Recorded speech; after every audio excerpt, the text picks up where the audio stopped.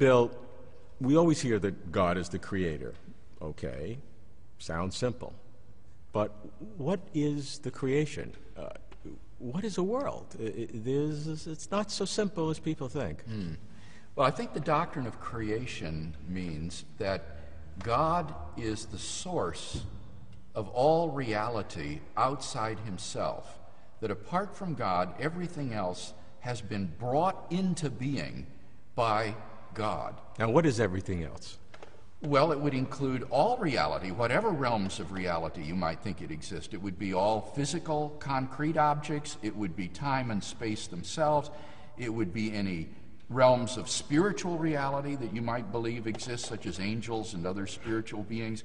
And it would include any sort of abstract objects, if you think that those sorts of things exist. Like mathematics, 2 plus 2 like equals 4. Or... sets and numbers and propositions and so forth. Anything that exists that is not God himself has been brought into being by God. How about things like causation or logic, operations among ideas? I would see things like logic as grounded in the very mind of God himself. The Gospel of John refers to God as the Logos, from which we get our word logic. It means reason or word. And it presents God as the creator of all things. It says that in the beginning was the Logos, and the Logos was with God, the Logos was God. All things were brought into being through him, and without him nothing came into being. So the idea there is that God is the supremely logical agent, and logic, as we use it, is simply a reflection of the mind of God himself.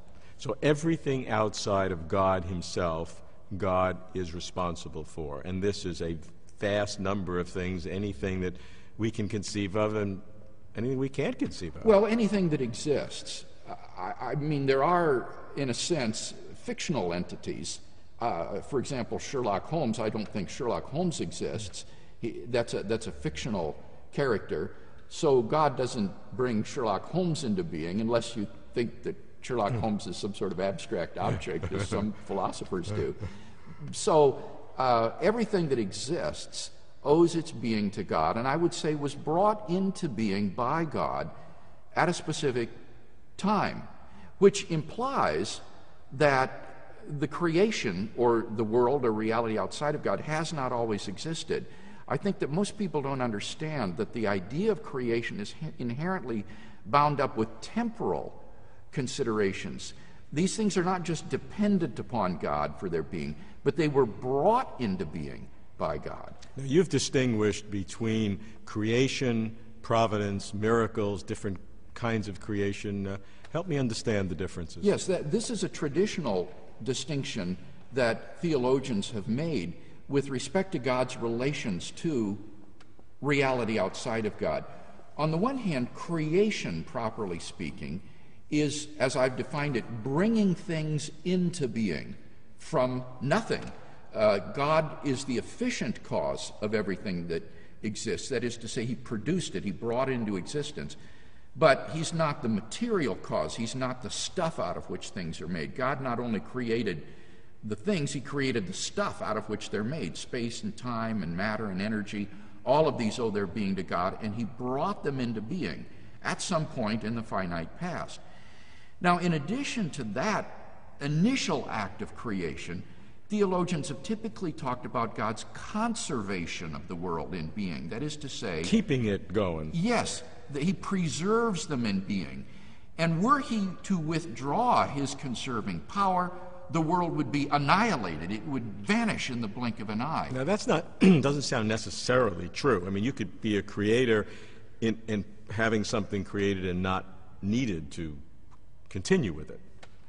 Well, I guess the whole discussion is whether or not, given God's initial creation of things, things have any sort of ability to exist endure on their in own. Being on their own.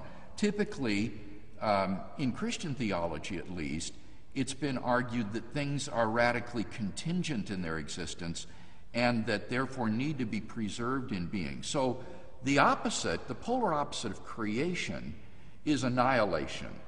And God could create things by bringing them into being, and he could annihilate them by simply withdrawing his sustaining, conserving power, and they would vanish into non-being. The distinction being that for God to annihilate what he created, he has to withdraw his preserving action as opposed to making an affirmative decision to annihilate. Yes, that's right. The act of annihilating an object isn't like dynamiting it or something of that sort. Or puffing it away. It's more of a passive action. It's just ceasing to maintain it. Is that distinction important? Yeah. Is it important? You threw me for a loop. Good, I like to do that. The difference being whether God has to make an affirmative decision to annihilate, which means that the world he created has an independent existence on its own. Right. God can annihilate it. Or if God just withdraws his active sustenance of the world. I think that by thinking of annihilation as the withdrawal of God's sustaining power, rather than as an active destruction, it underlines the contingency of the world upon God in a way that exalts God's power and majesty. Whereas if the world has some sort of positive inertia in being on its own that would require God to blast it out of existence, that would tend to make the world less contingent on God, more independent of God, and therefore would perhaps be thought to diminish God's greatness and power. So in that sense, it perhaps highlights an important difference. But isn't this just a human philosophical intervention, imagination of which way might be better? We don't have any real knowledge of how God is actually doing it. Well, the question would be, what philosophical analysis is the best? And I think those who would argue in favor of divine conservation would say that God's status as creator and source of all being would require him to maintain things in being, rather than think that these beings have some sort of ability to be sustained in existence on their own.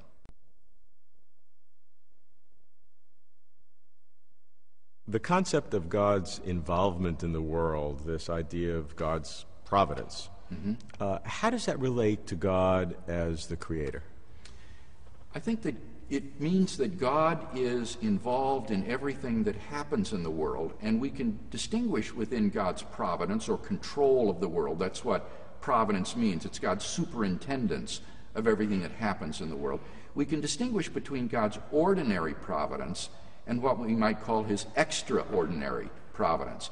His ordinary providence would be his governance of the world through the instrumentality of natural causes and natural laws. Which God is involved in, though. Yes. In sustaining as a primary cause. Yes, that's right. That's right. It's not as though he's uninvolved, but nevertheless, it's a purely natural sort of activity. And then his extraordinary providence would be God's bringing about events which lie beyond the productive capacity of natural causes. And these we would call miracles. And you believe in those? Yes, I think that it's very clear that if you have the concept of a being who is the creator and designer of the universe and who has therefore decided which natural laws govern the world, that they lie within his power, and that therefore such a transcendent being could easily produce events in the natural world which lie beyond the capacity of natural causes. I think anybody would agree with the following of that logic. However, the argument would be, does that mean there was an imperfection in how God designed the natural law if he has to intervene to change that natural law? Well, I don't think we should think of miracles as changes in natural laws. Natural laws describe what will happen given that there are no interfering factors. Fine. They are idealizations of what will happen under ideal conditions without the intervention of natural or supernatural agents. So a miracle shouldn't be conceived as breaking the natural law. That is, I think, an improper concept of natural law, and it's psychologically prejudicial as well. It connotes a sort of divine rape of Mother Nature, akin to violating a civil law, to say a miracle is a violation of the natural Well, how do you laws. how do you define it? I would say a miracle is an event that occurs which is beyond the productive capacity of the natural causes at that time and place. Sounds like you're a good lawyer saying the same thing. No, it's not, because I'm not saying he breaks the natural laws. The natural laws hold, but God is able to produce events which the natural causes themselves don't have the capacity to bring about. It's beyond their power to bring about, but it's obviously not beyond God's power. And as you say, given that there's a transcendent creator, the odd miracle for that kind of a being would be child's play. No one doubts the logic of that. Just one wonders why God had to design a system that he has to tinker with it to change the molecular structures here and there. Couldn't it have been a nicer flow if it was designed nicely from the beginning? Well, I think it's very important to understand the purpose of miracles. Miracles are not meant to be adjustments to the natural world to rectify imperfections. Rather, miracles are meant to be revelatory, in that they are extraordinary events that they serve as signposts that point beyond the natural world to its ground in a supernatural creator. So, for example, when Jesus of Nazareth performed miracles, he presented these as signs of the inbreaking of God's kingdom in his person, so that his miracles were not meant to be adjustments to an imperfectly operating machine. Rather, they were revelatory, they were signs that God's kingdom was breaking into human history at this point. How come I haven't seen any? Well, that maybe you haven't been looking in the right places. I do think I've that come God, to you. All right, I think that God still is about the business of doing miracles today, but Just doesn't care about me. well, no, he cares about you. I mean, this is getting to a very personal level. I do think that God can do miracles today in people's lives. But I also think, and this gets back to this area of ordinary providence, that God can be operative in your life and answer your prayers without having to bring about miracles through his ordinary providence. And the key here is to remember that God, as an omniscient being, would know what any free person would freely do in any set of circumstances that he created them in. So that God can arrange for things to happen in the world without having to intervene miraculously or tinker in it, by simply setting up the circumstances and the agents in advance, so that when the time comes, the relevant events will transpire, perhaps in answer to a prayer or something of that sort, without any kind of miraculous intervention whatsoever. So we don't need to be looking for miracles in order to see God's providential hand in history. He can work through the secondary causes by means of his knowledge of what contingent events would occur in any circumstances he puts people in. What I find interesting is the concept of God as creator has a multiplicity of different expressions, from the creation of the world from nothing, to the sustenance of it in a normal way, to the intervention or to the setting up of miracles for specific purposes, potentially if one believes in that. So yes, the concept of God as a creator is a very broad and rich one. It really is. It's more than just bringing things into existence. It's the initial act of creation of the world out of nothing, of all reality exterior to God. It's then the sustaining of the world in being. It's concurring with the actions of secondary agents to produce their effects. It is his ordinary providence through his omniscience of governing the world of creatures to achieve his ultimate ends. And then it is his miraculous operations in the world beyond the natural capacity of spatiotemporal causes to bring about events that would not have happened in the absence of God's special action. So it's a very rich and variegated doctrine. Sounds like a full-time job to me. Yes, though for an omnipotent being, it's not something he can't discharge effectively.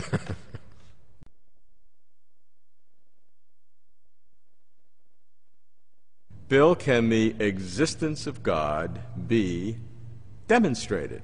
Well, I think that depends on what you mean by a demonstration, Robert. I don't think that you can demonstrate God's existence with mathematical certainty that will convince everyone. Or make him appear right here. Right. But I do think that there are good arguments for God's existence. There are good reasons to believe God exists. Now, we've had reasons for millennia about God's existence, so I really am interested in your feeling of what are the best of those arguments Yes. that you're comfortable with today. Well, one of the most appealing arguments to me personally that I find convincing is the cosmological argument for God's existence. And what does that consist of? Well, this is a family of arguments that tries to show that there is a first cause or sufficient reason for the existence of the world. So everything has to have a cause. Well, not everything that exists has to have a cause, but I would put it this way: anything that begins to exist has to have a cause. Anything that comes into being must have a cause. And this is rooted in the metaphysical idea that being cannot come from non-being. Out of nothing, nothing comes. So if something comes into being, there must be a cause which brought it into being. So the only thing you'd exclude from that is God himself. Well, I wouldn't exclude God from this, but I would say God never began to exist. In other words, what this argument will get you to is an uncaused, eternal first cause that never came into being. And that's God. Right. Okay. And so the key premise here will be to demonstrate that the universe began to exist, because if the universe began to exist, then it follows logically that the universe has a cause. And that's the cosmological Right. argument. What else? Well, there are other versions of the cosmological argument that don't depend on the universe having a beginning. For example, the great German philosopher Leibniz asked the question, why is there something rather than nothing? And I think probably all of us have wondered about the mystery of existence. Why is there anything at all? And doesn't there need to be some sort of an ultimate explanation of reality? And I think that that's a very plausible principle, that everything that exists has to have some kind of explanation for why it exists until you get to an absolutely necessary being which is self-existent and not explained by anything outside of itself. Well, people would argue that there are brute facts, which means it's there and you can't explain it. I think that there may be brute facts, but I don't think that there are any brute things, that concrete objects, things that actually exist, don't just do so without an explanation. Things that are real, that actually exist, have their explanation in causes that produce them. Or if you're talking about abstract things like numbers and so forth, they exist by a necessity of their own nature. All right, so we have again, cosmological argument has a efficient cause and you need a beginning. Yes.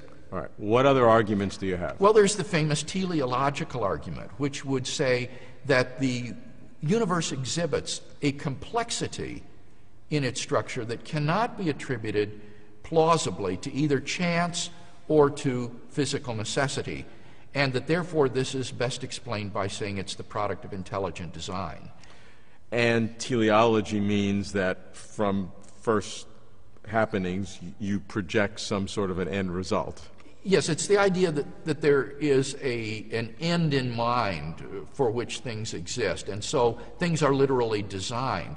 And so the teleological argument is the design argument. Right, that's right. And new life has been breathed into this argument by the discovery of the fine-tuning of the universe for intelligent life, which doesn't seem to be explicable on the basis of physical necessity, because these constants and quantities that are so finely tuned are independent of the laws of nature, and it can't be plausibly explained by chance because the odds against it are just so overwhelming that it seems rational to think that the reason the world looks designed is because it was designed. What else do you have in your bag of tricks of arguments?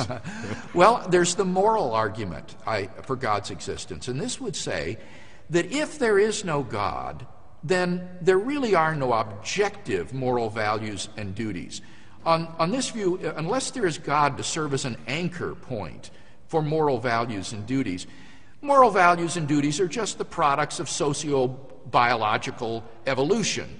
And on this view, without God, everything is relative. Human beings are just relatively advanced primates, And moral values are just something we've evolved to get along in society without killing each other off. This argument to me sounds different in that you need to assume the absolutism of moral values. In the other arguments, you're assuming the reality of a beginning and a world, which I think everybody admits. But when you deal with moral questions, you have to make the assumption that there are absolute moral values as opposed to relative values. That's right. Because if you don't have absolute values, then you certainly don't need God. I prefer to speak of objective moral values, by which I mean mind-independent values. And you're right, that would be the second step of the argument, would be to say, but there are objective moral values and duties. That is a premise in the argument. And I think that's an assumption. Well, it's a premise. I don't think it's just an assumption. I think that there's no more reason to deny the objective reality of moral values than there is to deny the objective reality of the physical world. Well, that's a strong statement. Right, and any argument that you could give me for denying the objective reality of moral values, I could construct a parallel argument for being skeptical about the objective reality of the external world. If we trust our sensory intuitions that there is a world of objects independent of us out there, I don't think we have any grounds for distrusting our moral intuitions of the realm of objective values that we perceive. Certainly, to verify the objectivity of the external world, we're dependent upon our senses. Everybody agrees with that. And there's no way to get outside your senses Agreed, totally. to prove you're not a body lying in the matrix being programmed to believe in something. All agree with that. But when you get to moral values, that's different. That's not an objective sense in the same way that everybody in every society in the history of the world would have had that same view of this chair or this carpet. I mean, they would know it's there. But if you deal with moral values, different societies have had different moral values. Well, I think that's certainly true, though very often you will find there is a commonality among cultures that underlies the different cultural expressions of these moral values. For example, modesty is a common moral value, but what is considered modest in one culture rather than another may differ. Or, for example, cannibalistic tribes do believe in the ethic of loving your neighbor, but they don't consider people in other tribes to be their neighbors. So that while they wouldn't cannibalize their own tribal members, they would members of another tribe. So beneath seeming moral diversity, there is, I think, a common moral code. I think there are that some most cultures tribes that perceive. would practice cannibalism to ingest the wisdom of their ancestors. Well, I think you would be hard-pressed to find examples of many tribal groups that cannibalize their own people. All right, let's go on. Yeah. But I think there's a difference between the moral argument and some of the others. Yeah, I guess I don't think that's right. I mean, it does seem to me that we have good grounds for accepting our moral experience. When I talk to folks, 99% of people will say to me, yes, I think there is an objective difference between torturing a child for fun and loving that child and caring for it, that these are not morally indifferent acts. And I simply say, why distrust that moral intuition? We clearly perceive objective moral differences in the world. But if they exist, and that first premise is right, then it follows logically and inescapably that God exists. I think that first premise is critical for the moral argument. Yeah. What else you got? Well, that would be the argument that would be rooted in the person of Jesus of Nazareth. I don't think that any historian who is a purely naturalistic historian can give a plausible account of events like the death and resurrection of Jesus. I think we have here, in essence, a kind of argument from miracles for the existence of God. It may surprise most people, but the fact is that there is a majority of New Testament biblical critics who have come to believe that part of the portrait of the historical Jesus that is established by an examination of the evidence is that after his death, Jesus was buried in a tomb by a Jewish Sanhedrist named Joseph of Arimathea, that on the first day of the week following his crucifixion, that tomb was found empty by a group of his women followers, that thereafter various individuals and groups of people experienced appearances of Jesus alive after his death, and that the original disciples suddenly and sincerely came to believe that Jesus was risen from the dead, despite having every predisposition to the contrary. Now, those are the generally, not unanimously, but generally agreed facts. And the question is, how do you best explain them? Well, I don't know of any naturalistic hypothesis that can explain those facts without bruising them. I think that the best explanation is the one the disciples gave, and that was God raised Jesus from the dead, and that entails that God exists. I would think that's a rather lengthy set of premises to get to your conclusion, but I will leave that for you and, right. and go on to the next one. Well, the next one would be the ontological argument. And this is the argument that the very concept of God, properly understood, implies that God exists. And the idea here is that God is a maximally great being. He is the greatest conceivable being by definition. But a greatest conceivable being would have necessary existence. He would be omniscient, omnipotent, morally perfect in every possible world. And really existing. Well, yes, in every possible world. And since this is a possible world, it follows that God must exist in this world, and therefore he exists. And I think that this argument is a sound argument for God's existence. How about arguments that are personal, that you can't convince anybody else of, but that you feel? Yeah. I know people have them because many people Right. talk about Well, but are those philosophically legitimate? Oh, absolutely. I would say that my belief in the existence of God is ultimately not rooted in these arguments. These arguments provide confirmation or reinforcement for my belief that God exists. But my belief that God exists is rooted in my personal experience of God. He's a living reality in my life and has been ever since I became a Christian as a teenager. And I think that's perfectly defensible. We spoke a moment ago about our knowledge of the external world. There's no way to prove that the external world exists. There's no way to prove you're not a brain in a vat of chemicals wired up with electrodes to think that we're here in this room having this conversation. Similarly, there's no way to prove that the past is real, that everything wasn't created 5 minutes ago with built-in memory traces and appearances of age. These are what philosophers call properly basic beliefs. They lie at the foundations of our system of beliefs. Now, these beliefs aren't arbitrary. They're rooted in experience, my experience of seeing and feeling and smelling objects and remembering the past and so forth. So these beliefs are grounded in experience, but they're properly basic beliefs to my foundational system of beliefs. And I would say similarly, the belief that God exists is, for those who experience him, a properly basic belief rooted in the experience of God himself. And in the absence of some overwhelming defeater or objection to belief in God, the believer is perfectly rational to accept that God exists, just as we are perfectly rational to believe in the external world or the reality of the past. Well, most people's internal feelings about things are acculturated because of society or family or experiences or psychological benefits or problems that people have had. How can you depend upon something that is so emotionally based to root your deepest belief? Well, I think that an atheist to carry this argument would have to show that there's a particular psychological profile that religious people have. And that just has never been demonstrated throughout the world.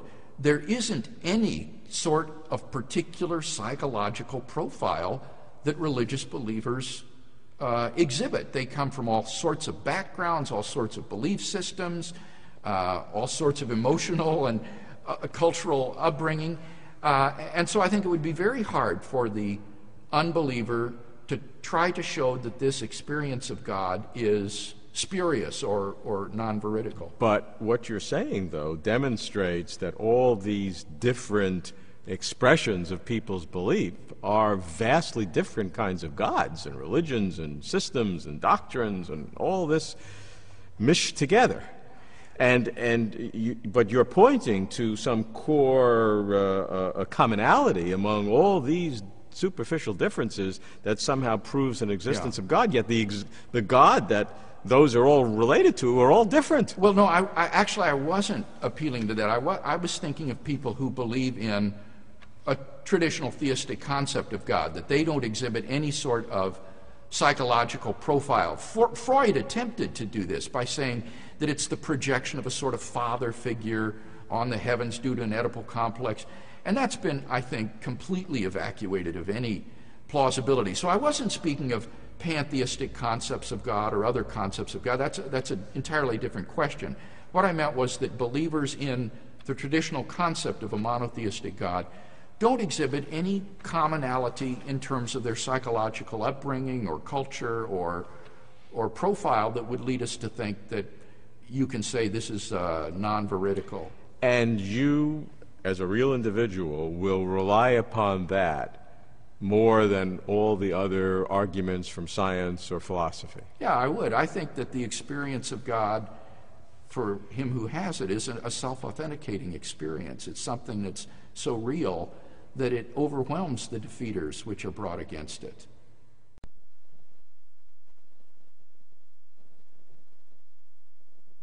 What is the cosmological argument for the existence of God? The cosmological argument is actually a family of arguments, different arguments, that all attempt to prove, on the basis of the existence of the world, that there is some sort of a first cause or sufficient reason for the existence of the world. And what are some of the subsets of these arguments? Well, for example, there's the so-called argument from contingency that has been defended by various philosophers such as Leibniz and others. And it would go something like this. Anything that exists has a reason or an explanation of its existence, either in the necessity of its own nature or in some external cause. Now, if the universe has an explanation of its existence, that explanation would be God, a transcendent being beyond space and time.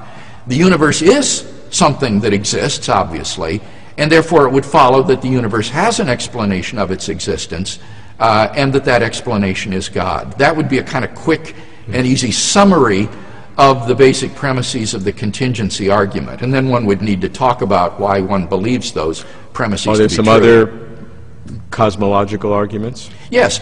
Another version would be the argument for a first temporal cause of the universe. And it's very simple. It would go like this. Whatever begins to exist has a cause. The universe began to exist, therefore the universe has a cause. And that would be an argument, again, for a transcendent creator of the universe. And how have these arguments fared through their intellectual history? Through their intellectual history, they've been defended by some of the greatest minds of the Western world. They fell into disfavor during the Enlightenment with the critiques of David Hume and Immanuel Kant. But during the 20th century, these arguments have resurfaced with enormous vigor, such that today, among the finest philosophers in the English-speaking world, you will find sophisticated defenders of all of these traditional arguments for God's existence. So we're really living at a time which is enjoying something of a renaissance of natural theology. And with the cosmological argument, has some of the cosmological data from the world of science, the Hubble telescope, been helpful or contradictory? Oh, it's been very helpful. You see, during the Middle Ages, when there was no scientific evidence, for example, for a beginning of the universe, philosophers presented purely philosophical arguments against the infinity of the past or an infinite regress of causes. But with the advent of modern astrophysical cosmology, it turns out that there is very good empirical evidence for the truth of the premise that the universe is not a necessarily existing being, but is contingent in a radical way, namely that it began to exist. So we have both philosophical arguments and scientific confirmation of the key premise of that second version of the cosmological argument.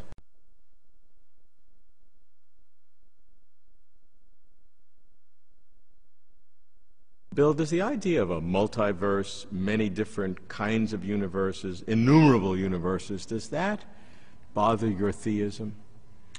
No, it doesn't bother my theism at all. I think that God, as the infinite creator of all space and time, could create separate space-time manifolds or create a universe so vast that there would be different causally unconnected domains within one universe. So once you have an infinite transcendent creator, there's simply no problem with the scope of the space-time world that he brings into being. How about in quantum mechanics? As you know, there is something called branching or differentiation, where at every Planck time, as they say, there's a branching of or differentiation of the world, so there's infinite numbers of us talking in different ways with very slight differences, and then you have a multiplicity of these quantum mechanical worlds. That's one way in which theorists have thought to generate a world ensemble of universes, though I think that most quantum physicists would regard this as an extraordinarily implausible interpretation of quantum mechanics. My question for you is, does that bother your theism, however you generate? Oh, no, it wouldn't bother my theism at all, because God would still be the one who established the laws of quantum mechanics, who created the quantum vacuum and the space and time, the arena in which all these reactions take place. So, as I say, once you have a transcendent source of all space and time, matter and energy, then he's free to create any sort of physical reality he wants. Cosmologists talk about a multiverse, innumerable universes. Do you think God created a multiverse? I must confess, Robert, that I'm very skeptical of this metaphysical hypothesis. I think that if we were just one random member of a world ensemble of worlds or universes, that we would be observing a very different kind of universe than we in fact do. What would that look like? It should include all sorts of improbable and absurd events that don't happen, because in an infinite ensemble of worlds, if you can get events so improbable as the fine-tuning of the cosmological constant, the low entropy state, and so forth, then you should also get highly improbable events like a perpetual motion machine and rabbits wearing pink bow ties and so forth, because those are less improbable than the finely tuned constants and quantities. Well, theoretically, those are occurring in other parts of this world ensemble. But if... just not in ours. Well, but if we are just a randomly ordered member of this ensemble, such that the probability is that somewhere these constants would be finely tuned, then things that are even less improbable ought also to be appearing conjointly. And yet we see a rationally ordered universe, and that cries out for some sort of explanation. In addition to that, a much smaller inflationary patch would be sufficient for our existence, rather than the large universe we see. And it is overwhelmingly more probable that if we were just a random member of a world ensemble, we should be observing a much smaller inflationary patch than what we do in fact observe. And I think this is really the Achilles heel in this multiverse hypothesis, that if we were just a member of a multiverse, randomly ordered, then it is overwhelmingly more probable we ought to be seeing a very different kind of universe than the rationally ordered world that we do in fact see.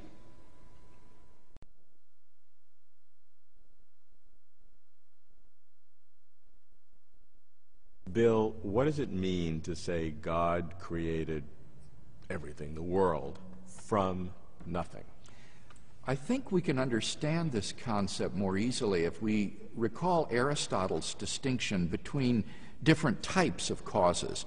Aristotle said one type of cause is what he called an efficient cause. An efficient cause is a cause that produces the effect in being. It produces the effect in existence. An example of this would be Michelangelo being the efficient cause of the statue called the David. He is the one who sculpted, who made the David. In addition to efficient causes, Aristotle said there's also material causes, and this would be the stuff out of which the effect is made. So in this case, the material cause of the David would be the block of marble, which was brought from the quarry to Michelangelo to sculpt. So that when you ask about the cause of the David, you would say that Michelangelo is its efficient cause, but the marble block is the material cause.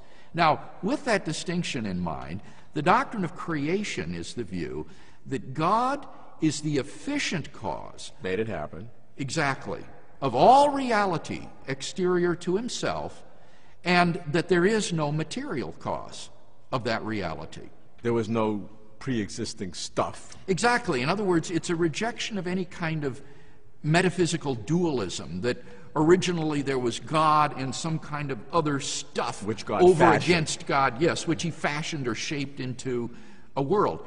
Rather, God is the efficient cause of the world and everything in it. All matter and energy, space and time themselves have been brought into being by God at a certain point in time. So the doctrine of creation, again, would be the doctrine that God has brought everything other than himself into being without any material cause. So let's layer on this the latest thinking in cosmology, which brings everything back to a point in time, a small fraction of a second, 10 to the minus 40 something, who knows how small, incredibly small time period, in an incredibly small space in which there is violent energy, extremely hot, energetic, from which everything later develops. Yes. Where do we get that from? Well, on the Christian view, that initial singularity or initial space-time boundary is brought into being by God. And I think one of the most exciting Out of developments- nothing. Out of nothing, yes, without any material cause. And he is the cause of all the energy and mass in the universe and of space and time themselves, the framework in which matter and energy exist. And one of the most exciting developments of contemporary cosmology is that it has brought this doctrine of creation out of nothing into mainstream science and mainstream thinking. For centuries, the Judeo-Christian tradition held to the doctrine of creation out of nothing in the face of ancient Greek philosophy, modern Enlightenment naturalism, and modern materialism and idealism, all of which said that the universe is eternal and uncreated. And in the face of almost universal opposition, the Judeo-Christian tradition has held to the fact of creation out of nothing. And then dramatically, during the course of the 20th century, against all expectation, this prediction was verified by modern science, which has established rigorously that there is a past boundary to the universe before which literally nothing existed. Now, there are two different views on that, other than what you're saying. From the theological point of view, there are some theologians who would say, even today, that there is no deep theological stake in the difference between a creation from nothing or God sort of sustaining eternally this eternal world. So let's deal with that first.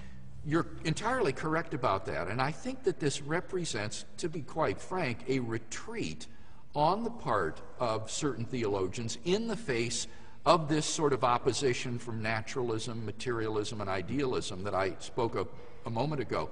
I think that it is an attempt to shelter theology in a safe harbor of non-falsifiable, non-verifiable. So no matter what happens, domains. it can't be attacked. Exactly. It's an attempt on the part of theologians to shelter theology in a safe harbor of non-verifiable, non-falsifiable assertions, which really renders theology utterly irrelevant to the world. And so I think it's quite a mistaken strategy to try to shelter theology in that way. And frankly, it doesn't need sheltering because, as I say, I think that the best evidence of contemporary cosmology is strongly confirmatory of the doctrine of creation. Now, from the cosmologist's point of view, many would take the same data and not come to your conclusion. they would say that there is some inherent thing in the universe, some laws that caused, that there's either an unending series of causes, or that first singularity kind of was rolled into existence by itself in some way, or some cosmic foam emerged, and each singularity is the product of this cosmic foam coming into existence, and suddenly one of them in an asymmetry explodes into a Big Bang, and this has been going on forever and ever. So each Big Bang that we see may look like it has a singularity, but in fact this has been going on forever and ever. We don't need any God. Well, certainly those attempts have been made. But in one sense, the history of 20th century cosmology has been the history of one failed attempt after another to avert the absolute beginning predicted in the standard Big Bang model. We've seen the steady state model, we've seen oscillating models of the universe, we've seen vacuum fluctuation models, chaotic inflationary models, quantum gravity models, most recently the so-called ekpyrotic cyclical models of the universe, all of these attempting to avoid the absolute beginning predicted in the standard model. And one after another, these theories have either been falsified by the data or shown to be mathematically inconsistent, or else they have been shown to imply the very beginning of the universe that they sought to avoid. So I think that the prevailing view among contemporary cosmologists is that the universe cannot be eternal in the past, but that there is a past space-time boundary that represents the absolute beginning of the cosmos. I think that some of those arguments would say, though, that you can't determine that this recent experience of the Big Bang is once you go beyond that, either a membrane, different dimensions, or some of these different theories could have oscillations before the Big Bang that we'd never have access to, and maybe that's non-falsifiable, but I don't think those are eliminated. Well, you're alluding, I think, there to Paul Steinhardt and Neil Turok's so-called brain cosmology, which is an attempt to exploit string theory to develop an eternally oscillating universe in higher dimensions.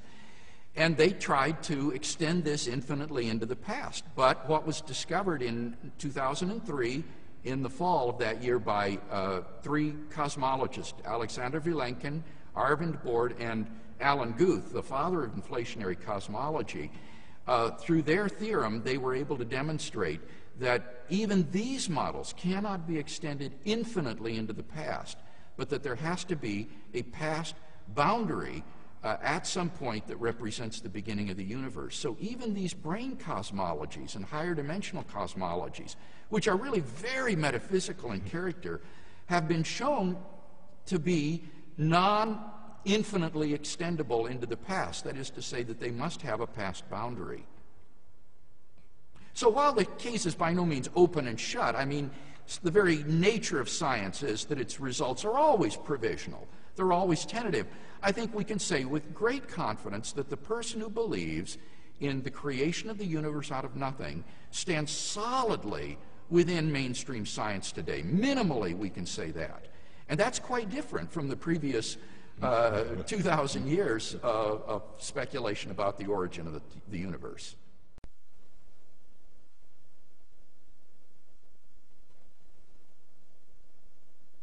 There is one statement, one verse that speaks strongly to the subject of God's creation. We all know what that is. It's Genesis 1:1, and if I can remember my Hebrew, it's Bereshit bara Elohim et hashamayim ve'et haaretz. And the words mean, at least literally, beginning create God, heavens and earth. Yes. Now that's the semantic meaning. Tell me what it really means. All right. The expression Hashemayim wa'et haaretz is an idiom in Hebrew for the whole universe. The heavens and earth. Exactly. It means the heavens and the earth. There is no word in Hebrew for the universe. So this is an idiom by which they would express the universe. So in effect, verse 1 says, in the beginning, God created the universe. And I think this speaks of the absolute creation of the universe by God that is investigated by modern cosmology. And then in the second verse, the focus dramatically narrows now, and it says, and the earth was without form and void. So the first verse speaks of God's creation of the cosmos, and then from verse 2 on, it's speaking of how God turns the earth from an uninhabitable wasteland into a habitable environment for man. Now, you can read some modern translations which blur verse 1 and 2 together and make, I don't know, verse 1 something like an introduction to verse 2, like when God was doing all this stuff, and then the focus is on refashioning the earth itself. And so you lose, in that understanding, any sense of a creation. You're correct that for some time, until at least recently, a number of biblical exegetes or scholars attempted to construe verse 1 as a subordinate clause. When God created the world in the beginning, the earth was without form and void, and so forth. But I think that this view has now been widely rejected and undermined on the basis of studies such as those by Klaus Westermann of the Hebrew of this passage. What he has been able to show is that when you have this grammatical construction in Hebrew, the material in the first passage, first clause, represents an independent, self-standing clause. And what follows in the second clause is something that is logically or temporally posterior to the first one. So that in fact this isn't a subordinate clause construction. It is a main clause followed by a conjunction. In the beginning God created the heavens and the earth.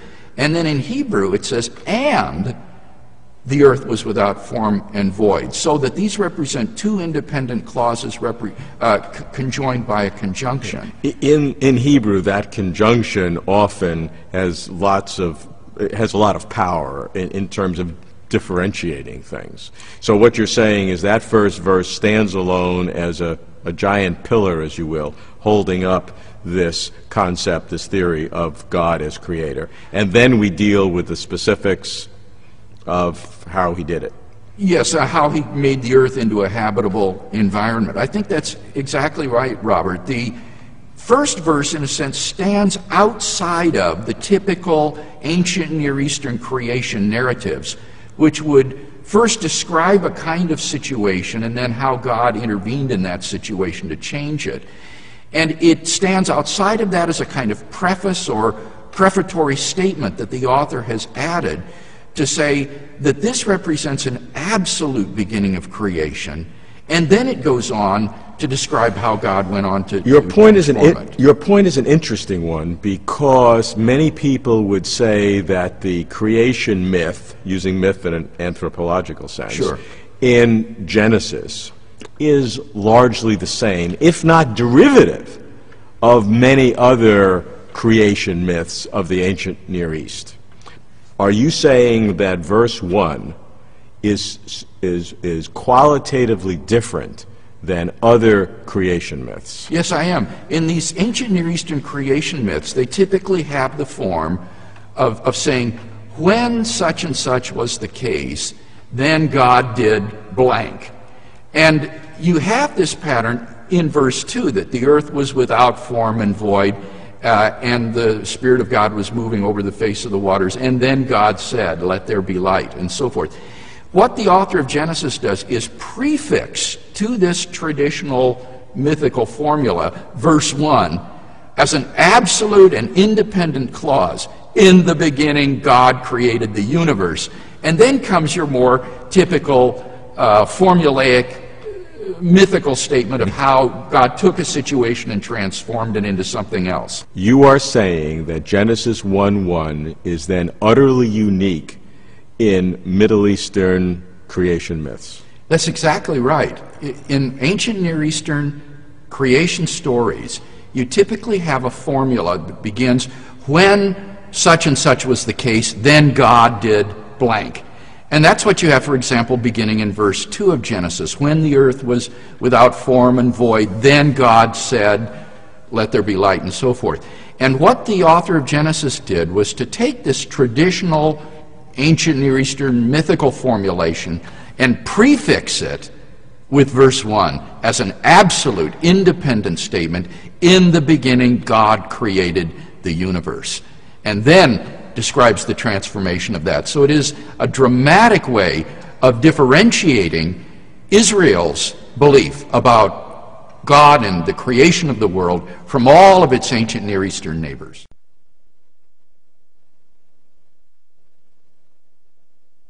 I can understand how God creates concrete objects, things.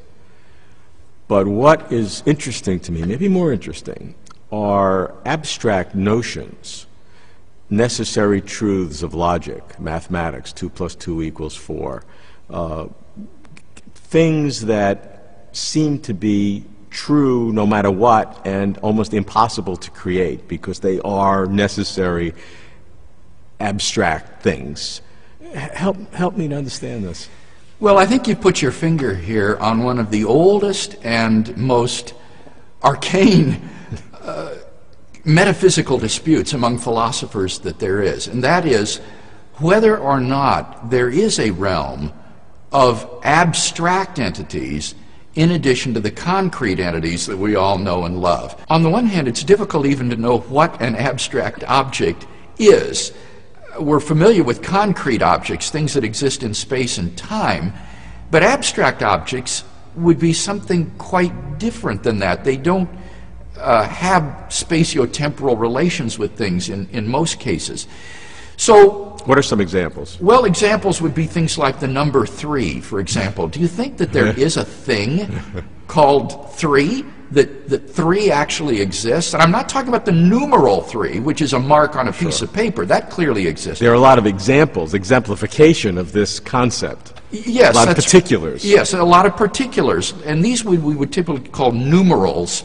But does the number 3 exist? Is there something called 3 that is a part of reality? And are there other numbers? And are there sets of numbers and functions and other mathematical entities?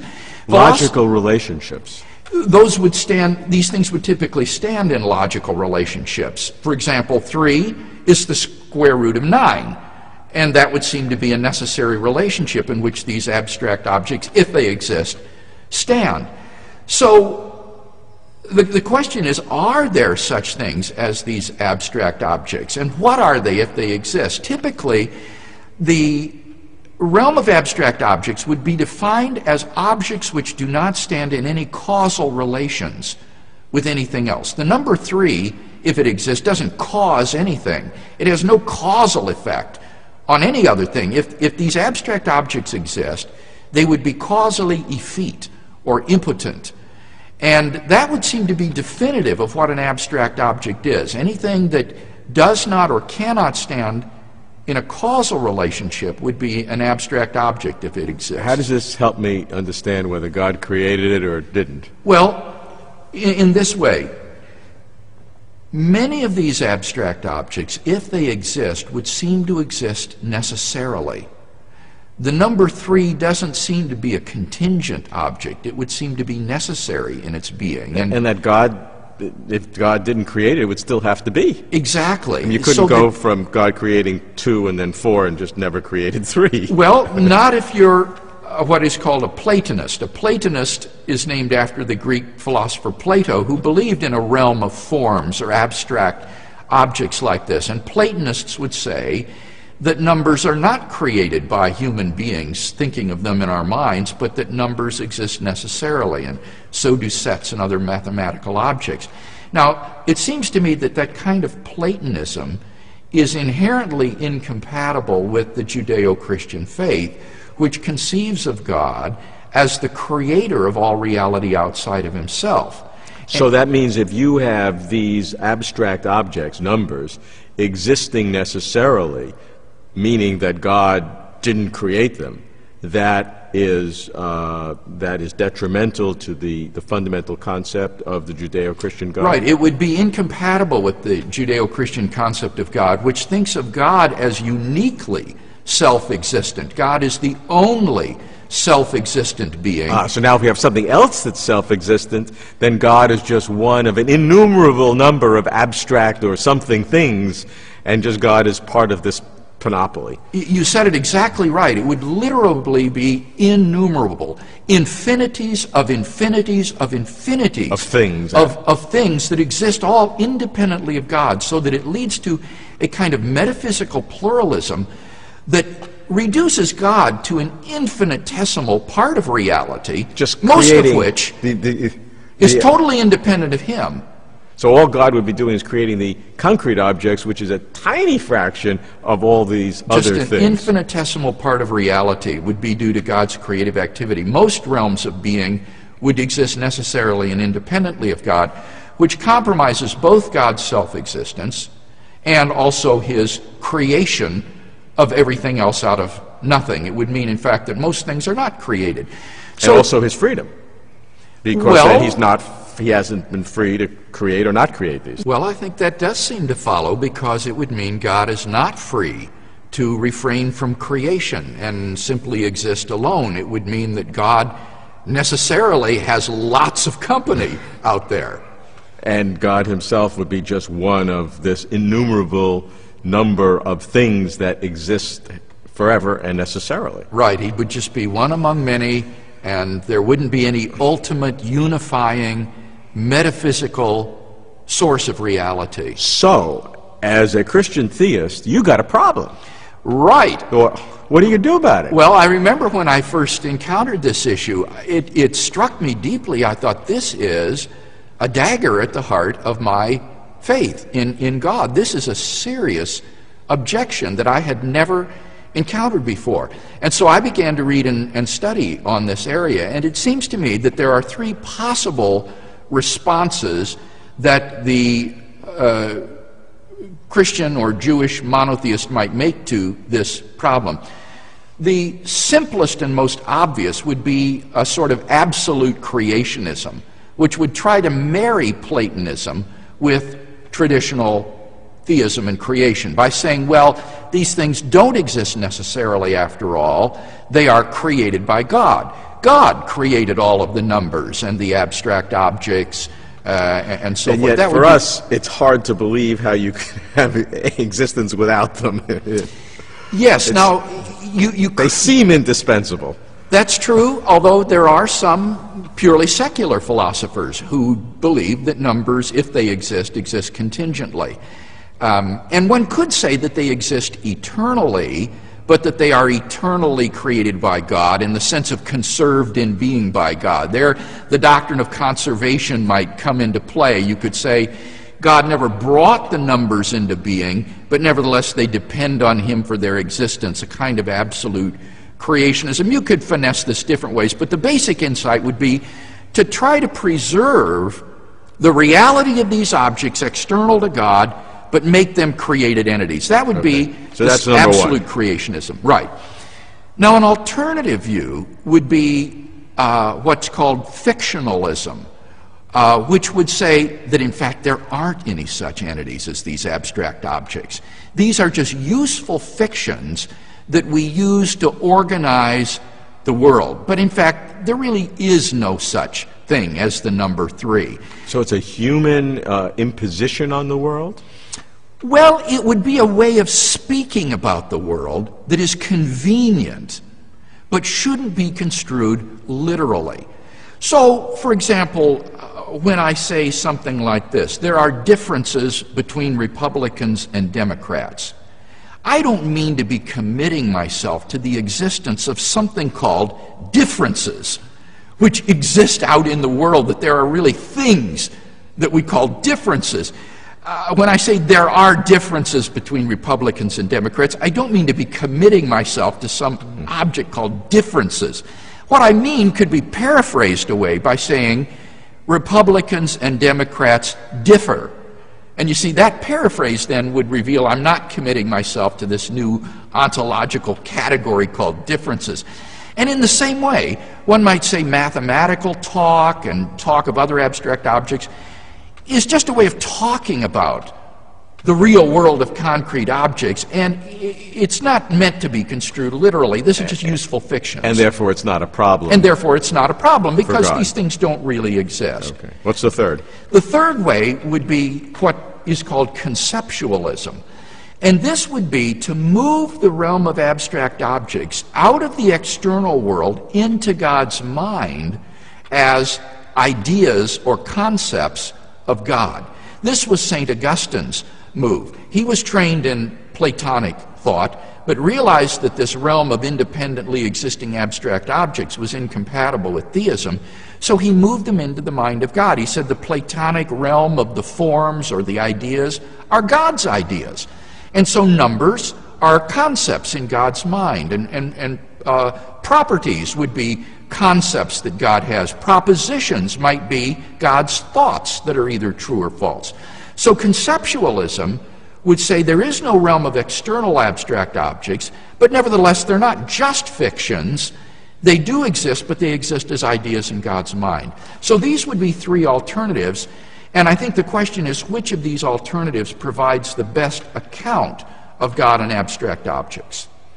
And they are very different. Do you find it a critical question for a Christian theist? Well, I think this question is absolutely critical, Robert. As I said, I think that it's incompatible with the traditional Judeo-Christian faith to have this Platonistic view of reality.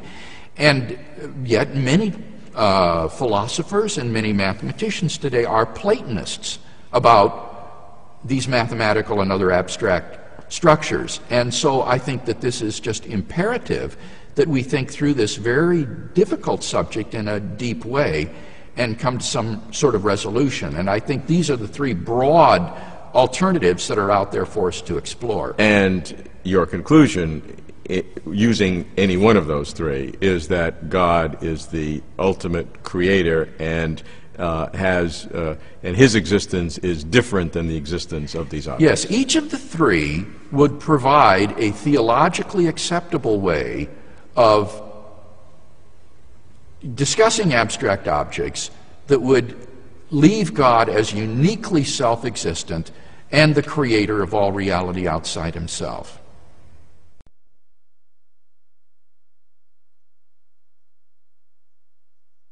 One of the most perplexing things about reality is what seems obvious: time.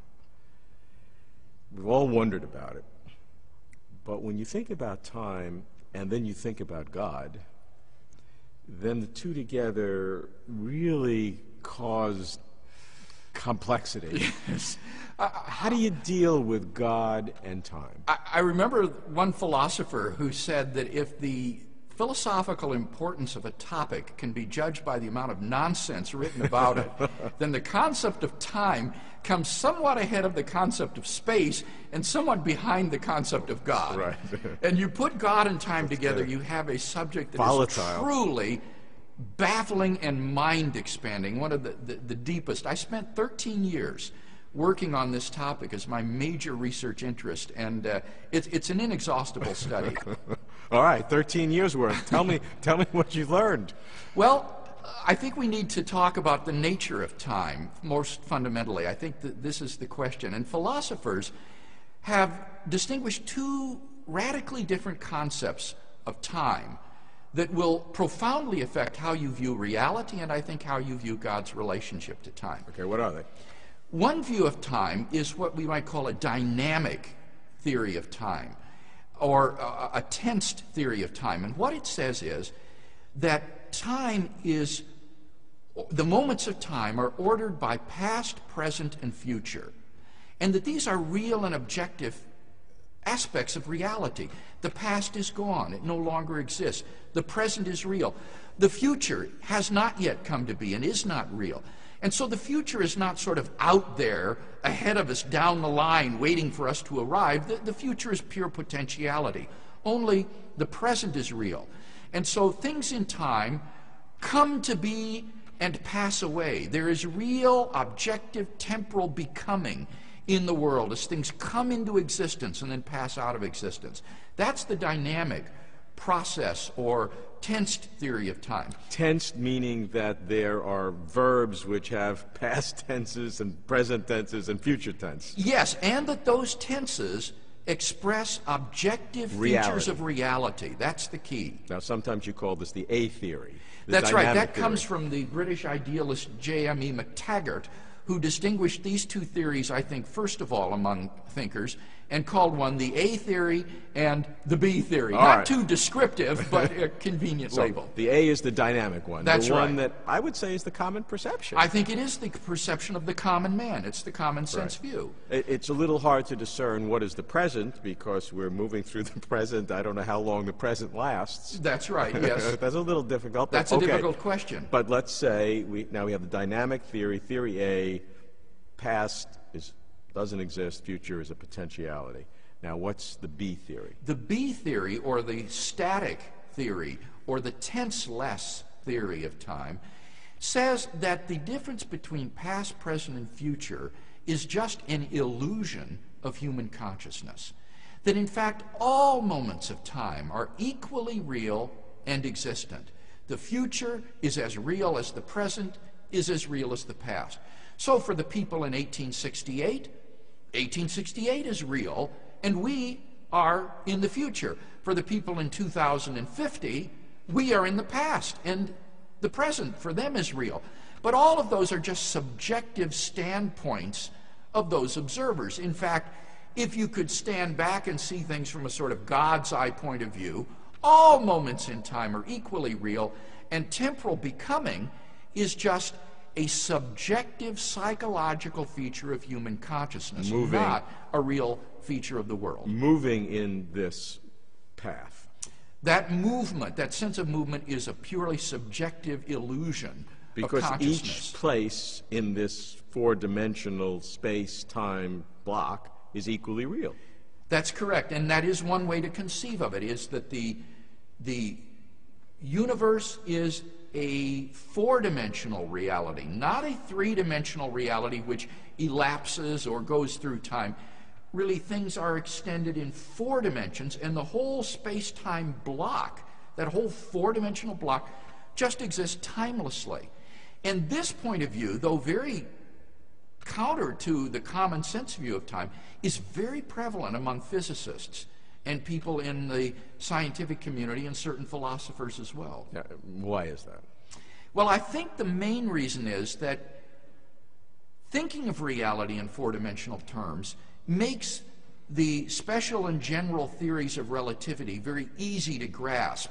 It's easy to make a space-time diagram on a piece of paper in which the horizontal dimension represents space and the vertical dimension represents time, and you can represent the whole process there on a diagram which depicts space-time. And I think many scientists interpret the diagrams as literal representations of reality, that reality really is a four-dimensional space-time block. Because the interpretation is that absolute space and absolute time have been shown to be erroneous by Einstein. I think that that is one of the major motivations behind the adoption of this B theory or tenseless theory of time, is the belief that the A theory or tense theory is incompatible with special relativity. Now, in fact, I don't think that that is true at all. I think it's completely compatible with special relativity. But I'm sure you're right that this is one of the major motivations for adopting this four-dimensional view. Let's try to understand the B theory, the tenseless theory of time, because that's the one that's certainly counterintuitive to our normal way of thinking. What does that mean, tenseless? How do I deal with the fact that my children were born sometime in the past, and I can't use a tense to describe that? Is there a sequence of events? Yes, sequence is still real in the sense that the events in time are related as earlier and later than each other. And that is a real and objective relation.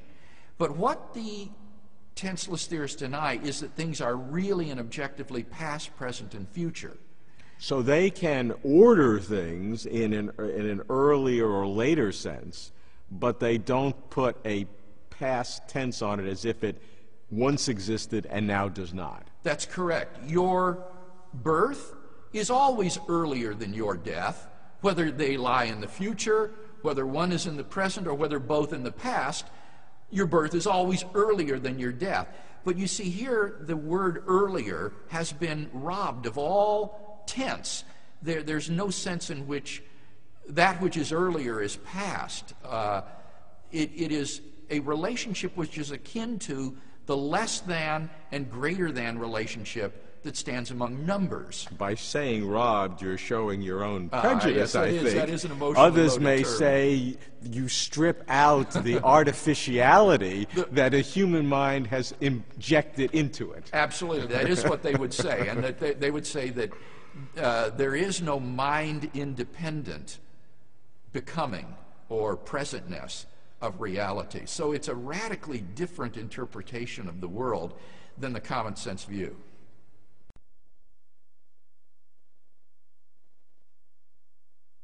I am fascinated by God's personal relationship, if there's a God, with time.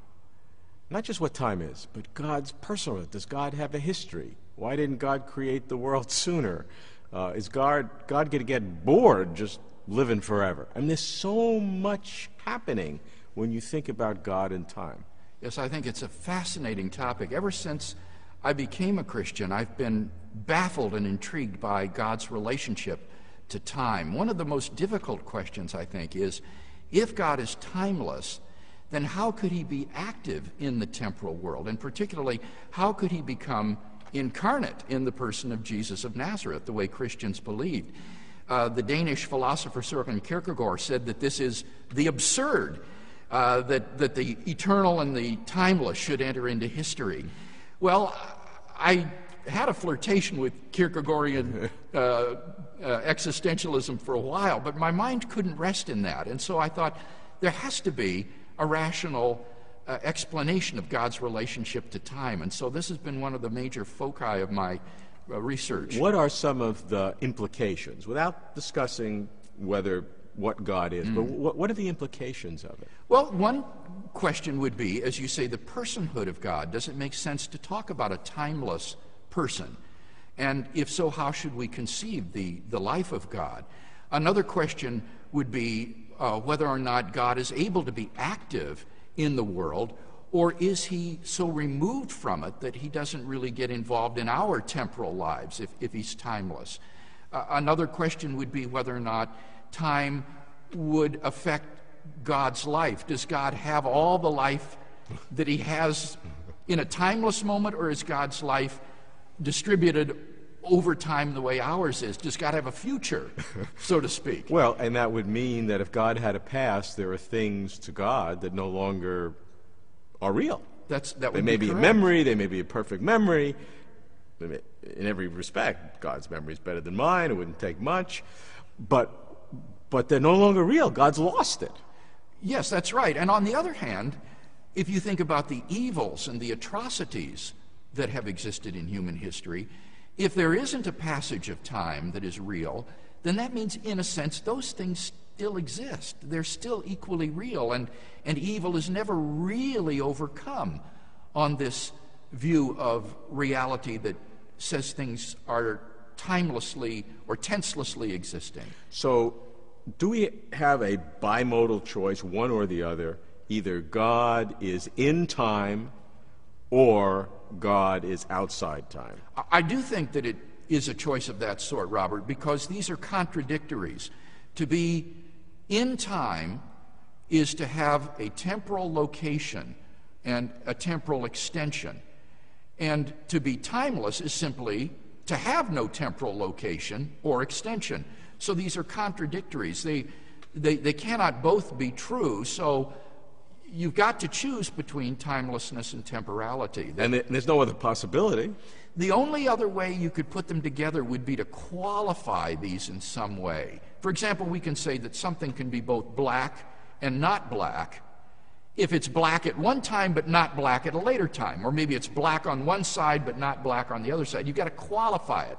So if you want to say God is both timeless and temporal, you've got to qualify it some way, or that's just a blanket contradiction that cannot be true. Yeah. Now, what are the implications? If God were timeless, does that mean there's no sequence of events? Well, I am persuaded that the timelessness or temporality of God will stand or fall on which view you adopt of the nature of time itself. I think that how you view God's relationship to time will depend upon what you think time is like. And philosophers have distinguished two very different views of time. One is a dynamic view of time that says that past, present, and future are objective, and that the past is gone, the future is merely potential, only the present is real.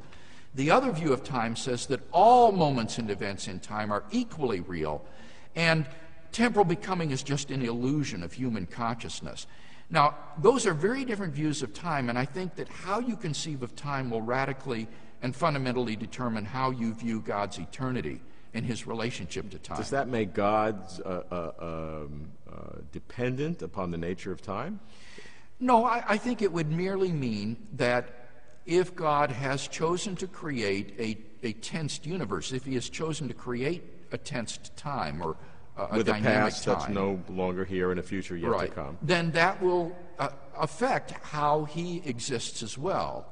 Whereas if there is a tenseless reality, this sort of static view of reality, then that will not affect God in his eternity. In other words, what I would want to say is that if you want to have a timeless view of God, where God is absolutely timeless, then I think you need to go with this tenseless view that sees time as just a part of a four-dimensional block, just an internal dimension of this four-dimensional space-time block, and God exists outside the block, and he sustains the block in being. and can see or interact with any point in this block. Exactly. And any point in this block has a time component to it. That's right.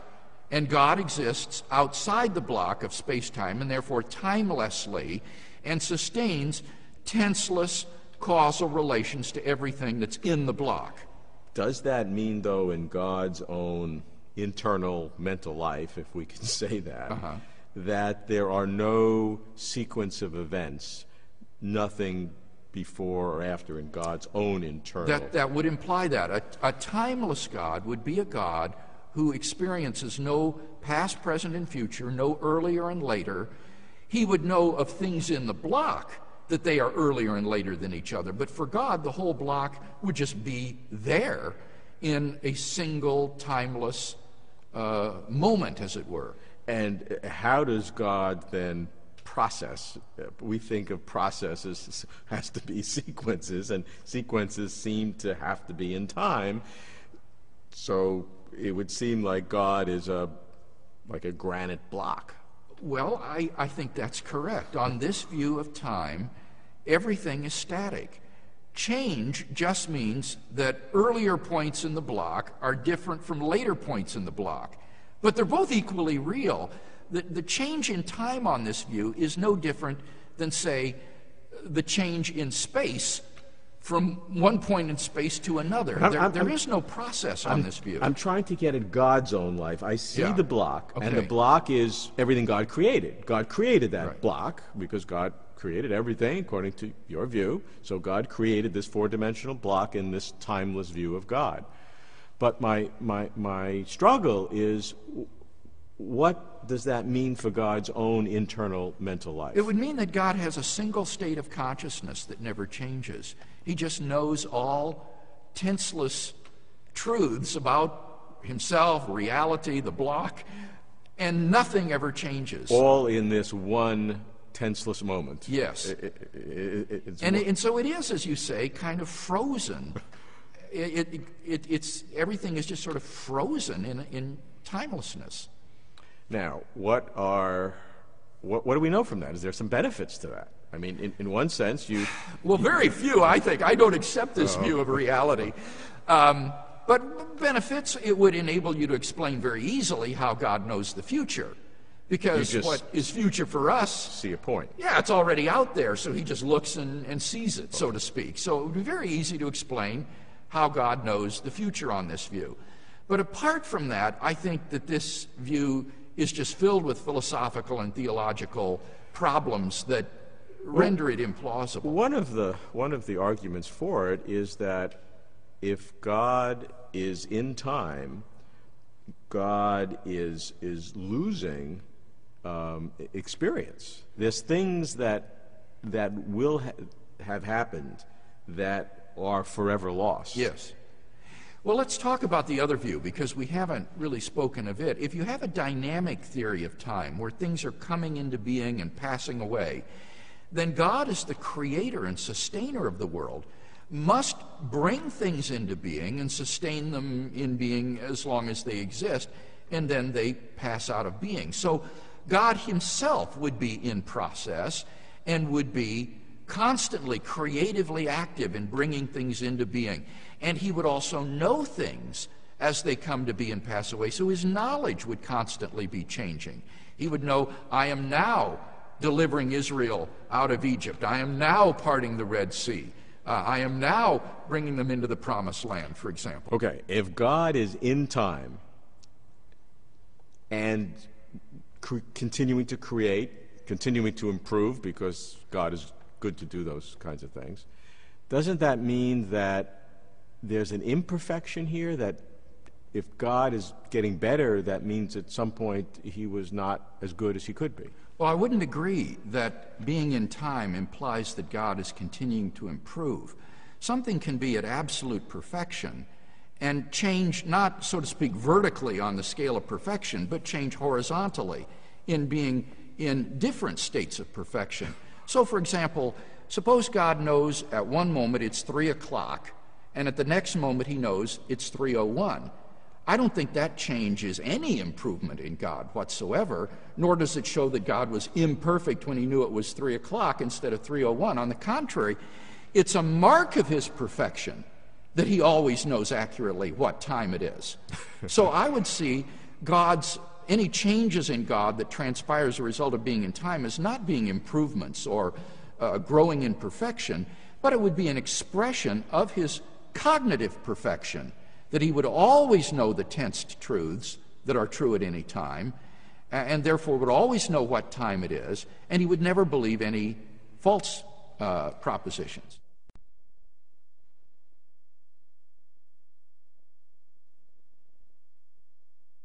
How about the argument that asks, why did God wait so long to create the universe? Because if God is in time, that meant he existed forever and ever and ever in the past, and he just waited for an infinite long period and then created. Why didn't he do it sooner so you and I could have had this conversation earlier? This is a question that Leibniz pressed against Newton and his followers like Samuel Clarke. And I think that it is a sound argument against thinking that God has endured through an infinite sequence of temporal moments prior to the moment of creation. I think that that argument does show that that's impossible. And so what that implies, I think, is that time must have had a beginning, and that in some mysterious way God existed not before time, that would be a self-contradiction, but he existed in some way beyond time. And so the way I would put it is this, is that God is timeless without creation, and he is temporal since the moment of creation. So the decision to create on God's part is a decision to enter into time, to take on a temporal mode of existence in order to relate to his creatures. That almost sounds like God is changing his internal characteristics. Well, it depends on whether or not you think that God's temporal status is essential to the nature of God. And I don't think that we should say that. I think that it is essential to God to be eternal. And by that we mean he is without beginning or end. He neither came into existence nor will he go out of existence. So everyone can agree that God is eternal. But the question is he eternal in the sense of existing throughout infinite time? Or is he eternal in the sense of just being timeless and therefore having no beginning or end? And what I want to suggest is that God's mode of existence is a contingent property of God dependent upon his will. If God chooses to remain changeless and alone and never create, then he will exist timelessly. But if he chooses to create a world, then he will exist temporally. So I think that it makes sense to say that God is eternal in the sense of having neither beginning nor end. He is permanent. Nobody argues that one. Right. So that is an essential property of God, but it's up to God whether or not he exists timelessly and eternally or temporally and eternally. So can he change his mind and go back? Now that's a really profound question. Could God, say, annihilate the universe and annihilate the world and resume a state of timelessness? I don't think so. And the reason is that he doesn't want to, or it's impossible? That it would be impossible. You think it's impossible for God to do that? I think so, because I think that, given the nature of time, that if God were to annihilate the world, it would always make sense to say that God did, the world did exist. He did annihilate it. And he no longer exists with a world. So once time comes into being, that fact is always a temporal fact, even if God annihilates everything and goes back to a state of changelessness. So that was a big decision he made. Yeah. I mean, because that got him into time, and we're saying once he was in time, he was locked there forever. Well, the word locked, again, is an emotionally loaded term. I mean, in one sense, as we were talking about a moment ago, you can be locked in timelessness, like a frozen mannequin, unable to do anything, to respond to anything. In one sense, God liberates his activity and relationships by entering into time so that he can interact with his created world of temporal persons. One can argue either way, which is better. You have a good argument. But what I'm saying is once that decision was made, it's irrevocable. I think that's right. But of course, God does that with full knowledge. I think it is part of the condescension of God, frankly, Robert, that God, out of his love for us and his desire to relate to us, would quit this state of eternal, timeless perfection that he enjoyed and take on our temporal mode of existence in order to sustain relationships with us. You are then limiting God, because God is now in a state from which he cannot remove himself. He is in time and forever thereafter has to be. It's no more limitation on God's power than his inability to create a square circle or a married bachelor. These are logical impossibilities, and being omnipotent doesn't mean the ability to do the logically impossible. Sure, but God could have never made it a married bachelor or square. And he could have never created time or the universe and entered into it. So, again, if you think of it as a limitation, once he did that, it's he a was self-limitation. then in. Right. And once he's done it, I think that he will remain always in time. But that is no more an infringement of God's ability than, as I say, doing some other logical impossibility, like making a square circle or something of that sort. But this is a conscious decision on God's part to do something from which he cannot emerge, whereas as squaring a circle or a married bachelor is something he never could have done. Because that's right. That's right. I mean, he could have never created a bachelor at all, but it lies completely beyond God's power to create a married bachelor or a square circle. These are logical impossibilities. And in the same way, it's logically impossible to bring it about that the past which existed has not existed. Right. That's as much a self-contradiction as a square circle. I agree, but God makes that conscious decision to put himself in that condition. Yes, that's right. And he does it because of this desire to develop relationship with his created creatures. Yes, I think that's right. It would be similar to his giving free will to creatures. God limits himself in such a way that he creates persons who are able to rebel against him and do things that are contrary to his will, that are beyond his control, because it's logically impossible to make someone freely do something. So I don't think there's any problem in thinking that God enters into situations in which he doesn't control everything.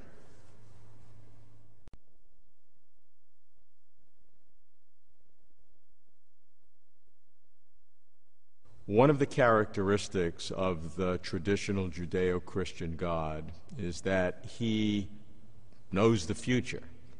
That seems to us, normal, mortal people, as impossible. Is it impossible? No, I don't think that's at all impossible, and I think there are a variety of models that one could use to explain how God knows the future. What are some examples? Well, one way to do it very easily would be if you adopted a theory of time according to which all events in time are equally real, that the difference between past, present, and future is merely an illusion of human consciousness.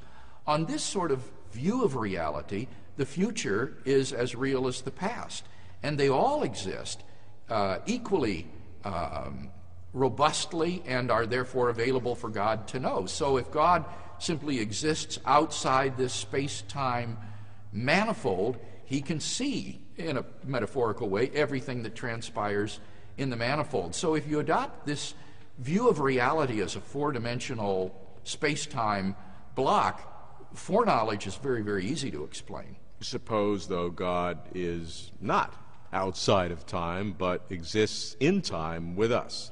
Then how does he see the future? Well, that's a very interesting way of putting the question. How does he see the future, you said? And I think, Robert, that betrays a presupposition that God's knowledge is akin or analogous to perceptual knowledge. And on this view, we think of God's knowledge of the future as some sort of foresight, that he looks ahead and sees what's going to happen, and that's how he knows it. And this kind of perceptual approach to God's knowledge, I think, does run into real problems if you have a view of time according to which temporal becoming is a real and objective feature of reality. Because it hasn't happened yet. Because there is no reality to look ahead and see. But I think that construing God's foreknowledge on the model of perception is just completely wrong. When you think about God, that's terribly anthropomorphic in any case. God's knowledge of mathematical truths or ethical truths isn't based on anything like perception. Rather, I would adopt what we could call a conceptualist model of God's foreknowledge rather than a perceptualist model. A conceptualist model of God's foreknowledge would be more on the analogy of innate ideas. Persons like Plato, for example, thought that we have innate knowledge of certain truths and that education is not really acquiring or learning new truths, but simply bringing to consciousness this innate knowledge that we already have. Now, while that may not be a very plausible knowledge or plausible model for human knowledge, I think it's entirely plausible in the case of God, that God has innately the essential property of knowing only and all true propositions. And so the way he knows the future is not by looking ahead and seeing what's going to happen, it's simply by knowing the truth value of all propositions. He knows which are true and which are false. That includes future tense statements, and so by knowing the truth value of future tense statements, God knows what's going to happen. It sounds like that is philosophical meanderings. Oh, really?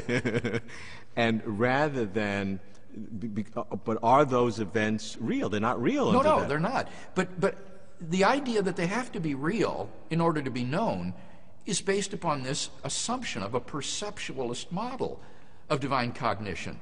And that's, as I say, very anthropomorphic, to think of God as sort of up there looking down and seeing what's going to happen. Rather, God as an unembodied mind doesn't really have anything like perceptions because he has no sense organs when you think about it. So God's knowledge is more like the knowledge of an innate, infinite mind which has the essential property of knowing only and all true propositions. What does that mean, though, if God knows innately something that I may or may not do in the future? What that means is that one of those statements is true. Either you will eat pizza tomorrow for lunch or you will not eat pizza tomorrow for lunch. One of those statements is true and one is false because they're contradictories. Right. And God has the essential property of knowing which of those is true and which is false. He knows the truth value of all propositions. And if you are enamored with this perceptualist model of perception, you go back to the other. Well, no, what I'll say in that case is that propositions exist in the present.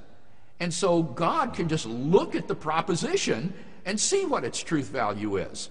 In the same way that he can look at a dog and see what color the dog is. It has the property of being brown rather than the property of being white. God can look at these propositions and see which ones have the value true and which have the value false. So in the present. Yeah, in the present, because there are presently future tense propositions, past tense propositions. God can look at them and see their truth value. So now I think that's completely misconceived. As I say, his knowledge isn't like perception, but for those who are wedded to this idea of perception, they seem to have forgotten about these propositions that exist that God could look at and inspect.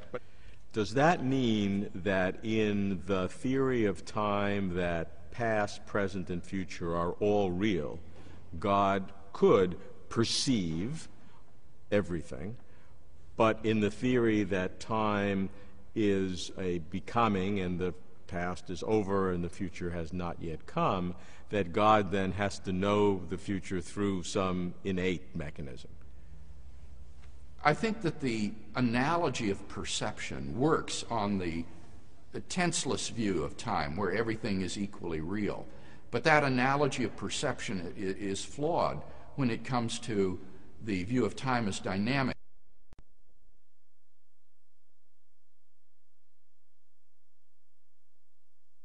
Bill, as I think of God, and I think of God's omniscience, and I think of my own life, I feel that I'm in control of what I can ask you. I can ask you one question or another question. But traditional theology said God has absolutely determined the future or settled. Everything is settled. Is my ability to ask you one question or another settled in God's mind? Well, I think that really depends, Robert, on what you mean by settled.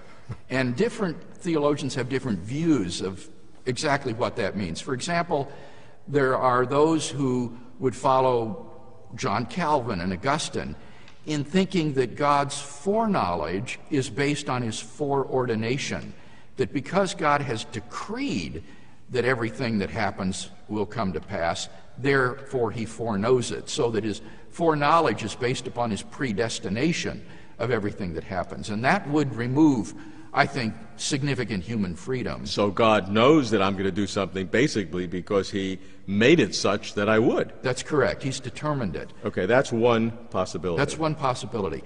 Another possibility, perhaps the other extreme, would be to say that God doesn't know the future and doesn't determine it, and therefore he gambles in creating human beings with free will because he doesn't know how they're going to react, and God takes risks. He knows probabilities, but he doesn't know what's going to happen, and he rolls the dice, so to speak, and hopes that things turn out for the best, and he works himself to try to make them turn out for the best. The future is open.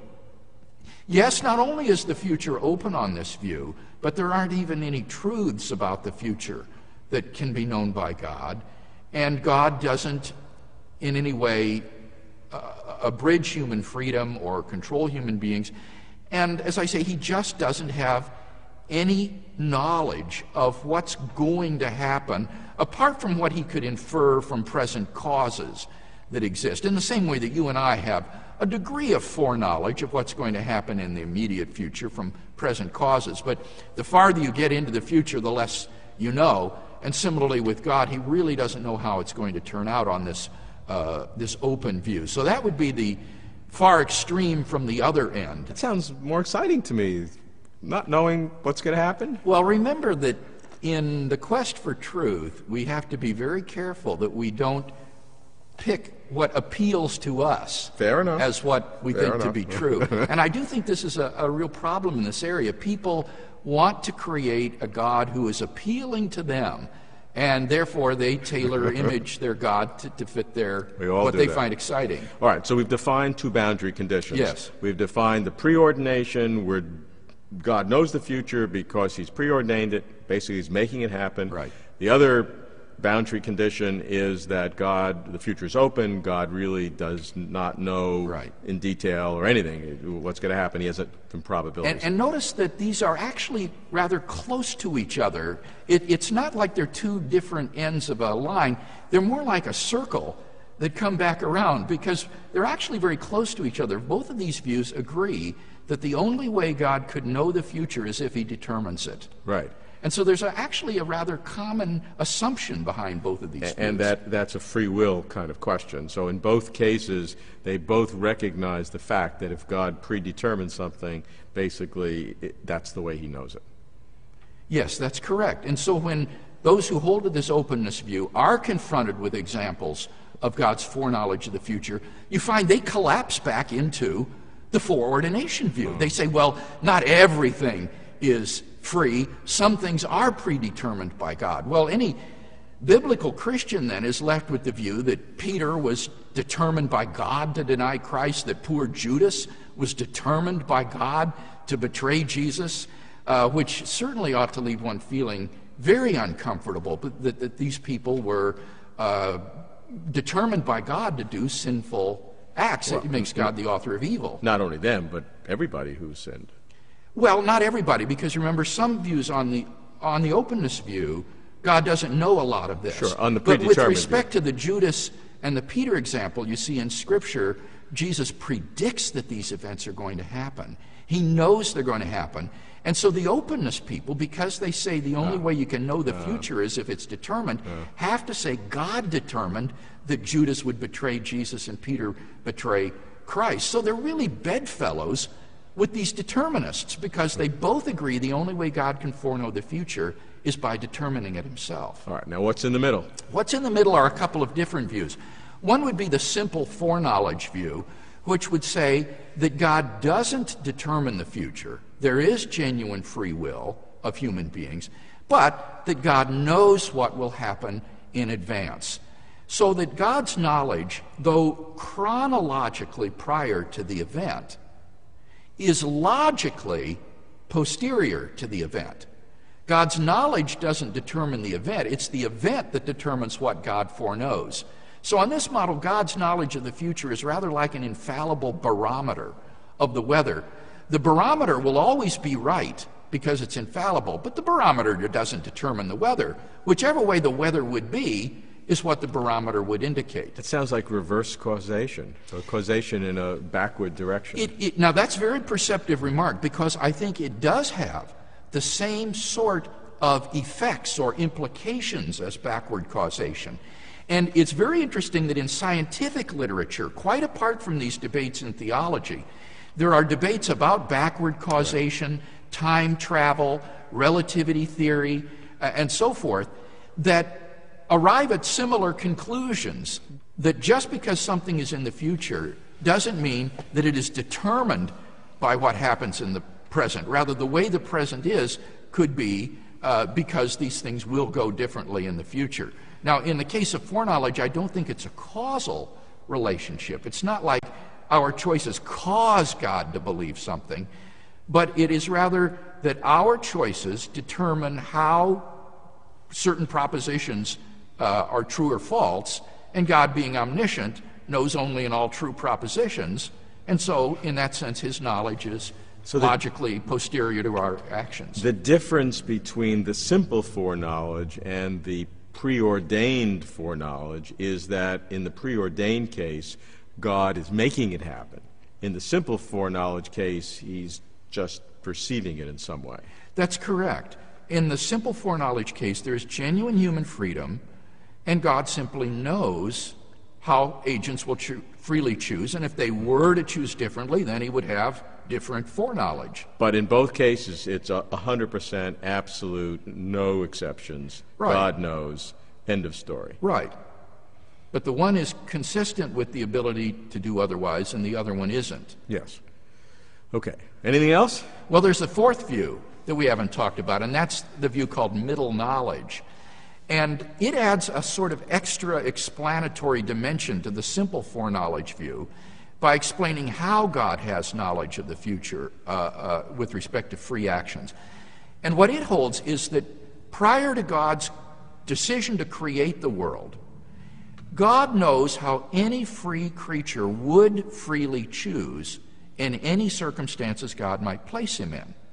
So by choosing to create certain circumstances and put certain creatures in them, God's foreknowledge comes as a result. He knows exactly then how that creature will behave because he knew what that creature would do if he were in those circumstances. So this gives God foreknowledge of the future on the basis of his knowledge of how persons would freely choose in any circumstances they might be placed in. That seems to give a slightly bigger opening for free will. Well, I don't think so, Robert. I think both of them are entirely consistent with human free will. Both of them, the simple foreknowledge and the middle knowledge. But what the middle knowledge approach does offer is an explanation of God's providential control over human history without abridging human freedom. It shows how it is that God can plan a universe which will ultimately arrive at his ends through the free decisions of creatures. In opposition to that, the simple foreknowledge view has the rather odd consequence that God must be totally surprised, in a sense, at the way things turn out.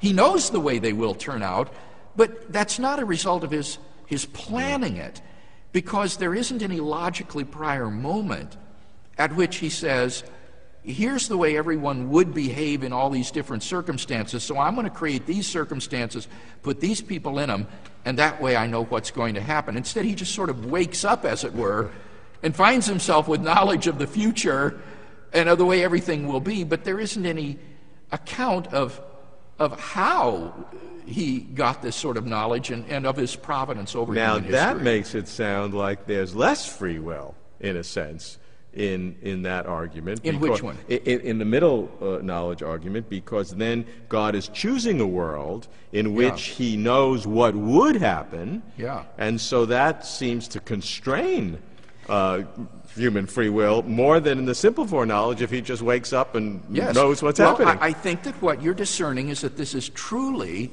a mediating position between the extremes. The determinists say this allows too much human freedom because God doesn't determine how the persons will act in these circumstances.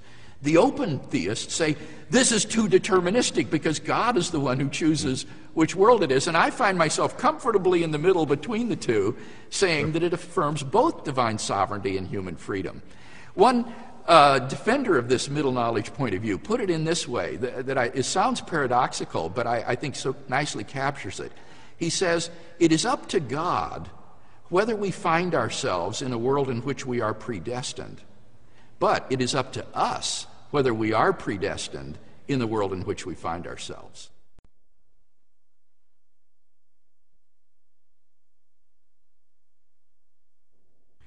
Bill, I'm not sure whether I believe in God, but if I do, understanding God's characteristics to me is very important. And one of the most interesting ones is that God is, this word omniscient, knowing everything. Right. What does that mean?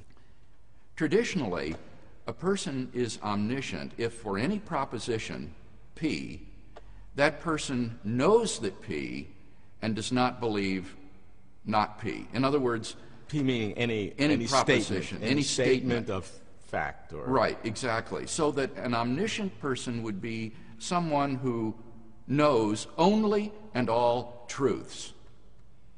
Okay, now what is truth? I mean, what kinds of truth? Are there truths that exist and truths that don't exist, or possible truths? Well, that's why I defined it in terms of propositions. Proposition is the information content of a declarative sentence. Take any declarative sentence, it expresses a certain information content. And the idea of omniscience is that there is no fact of the matter, there is no true information that this person does not know, and he believes no false proposition. So he would know only and all facts. But there are more things in the world than just pure facts. Well, that is a very interesting point. I think you're right about that. There is another type of knowledge that we could call non-propositional knowledge. And this would be knowledge, for example, how to ride a bicycle, or how a watermelon tastes, or things of that sort.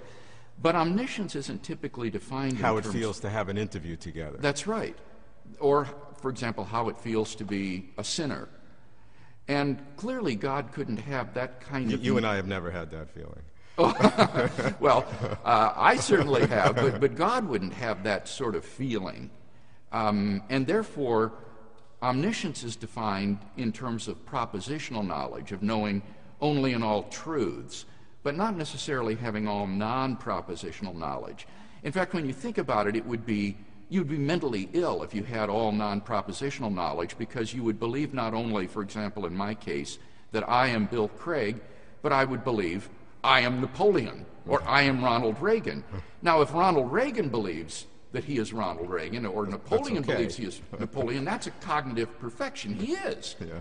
But if I were to believe that, that would be not a perfection, that would be an imperfection. Right.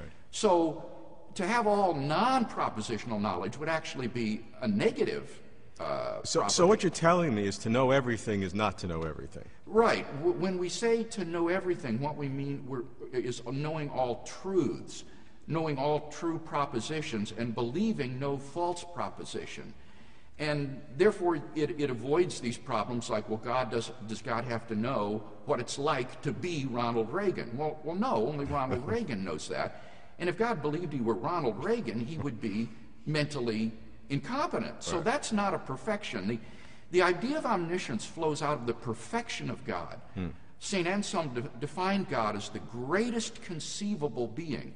Well, the greatest conceivable being would know all truth.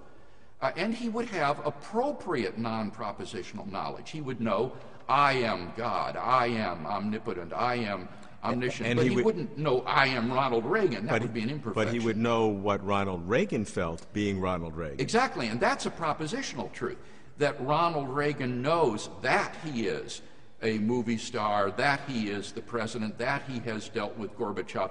All of those propositions God would know.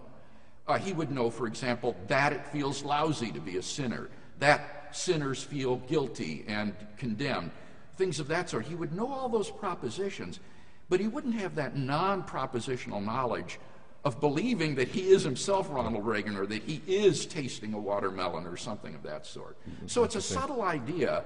I'm shocked, quite honestly, at how quickly you unearthed this. Normally, most people would just say, yeah, he knows only in all truth, and that's the end of it. But you're right. To be cognitively perfect, you actually have to be more than omniscient. You have to have selective. Yes, that's right. You have to have all propositional knowledge, and then you have to have, in addition to that, the appropriate non-propositional knowledge, appropriate to yourself. And both of those elements will be part of God's cognitive perfection. So God is actually greater than omniscient. And I remember when I first realized this, I was just stunned at the idea that God is even more cognitively perfect than being omniscient. I thought omniscience was the ultimate, and it's not. God is even more than omniscient. And true omniscience, in the sense of knowing everything, would be total confusion. Yes, that would be an imperfection, not a perfection, and therefore wouldn't be part of God's character as the most perfect being. There are three kinds of characteristics of God's knowledge, which I'd like you to help me understand. Natural knowledge, free knowledge, and what's called middle knowledge.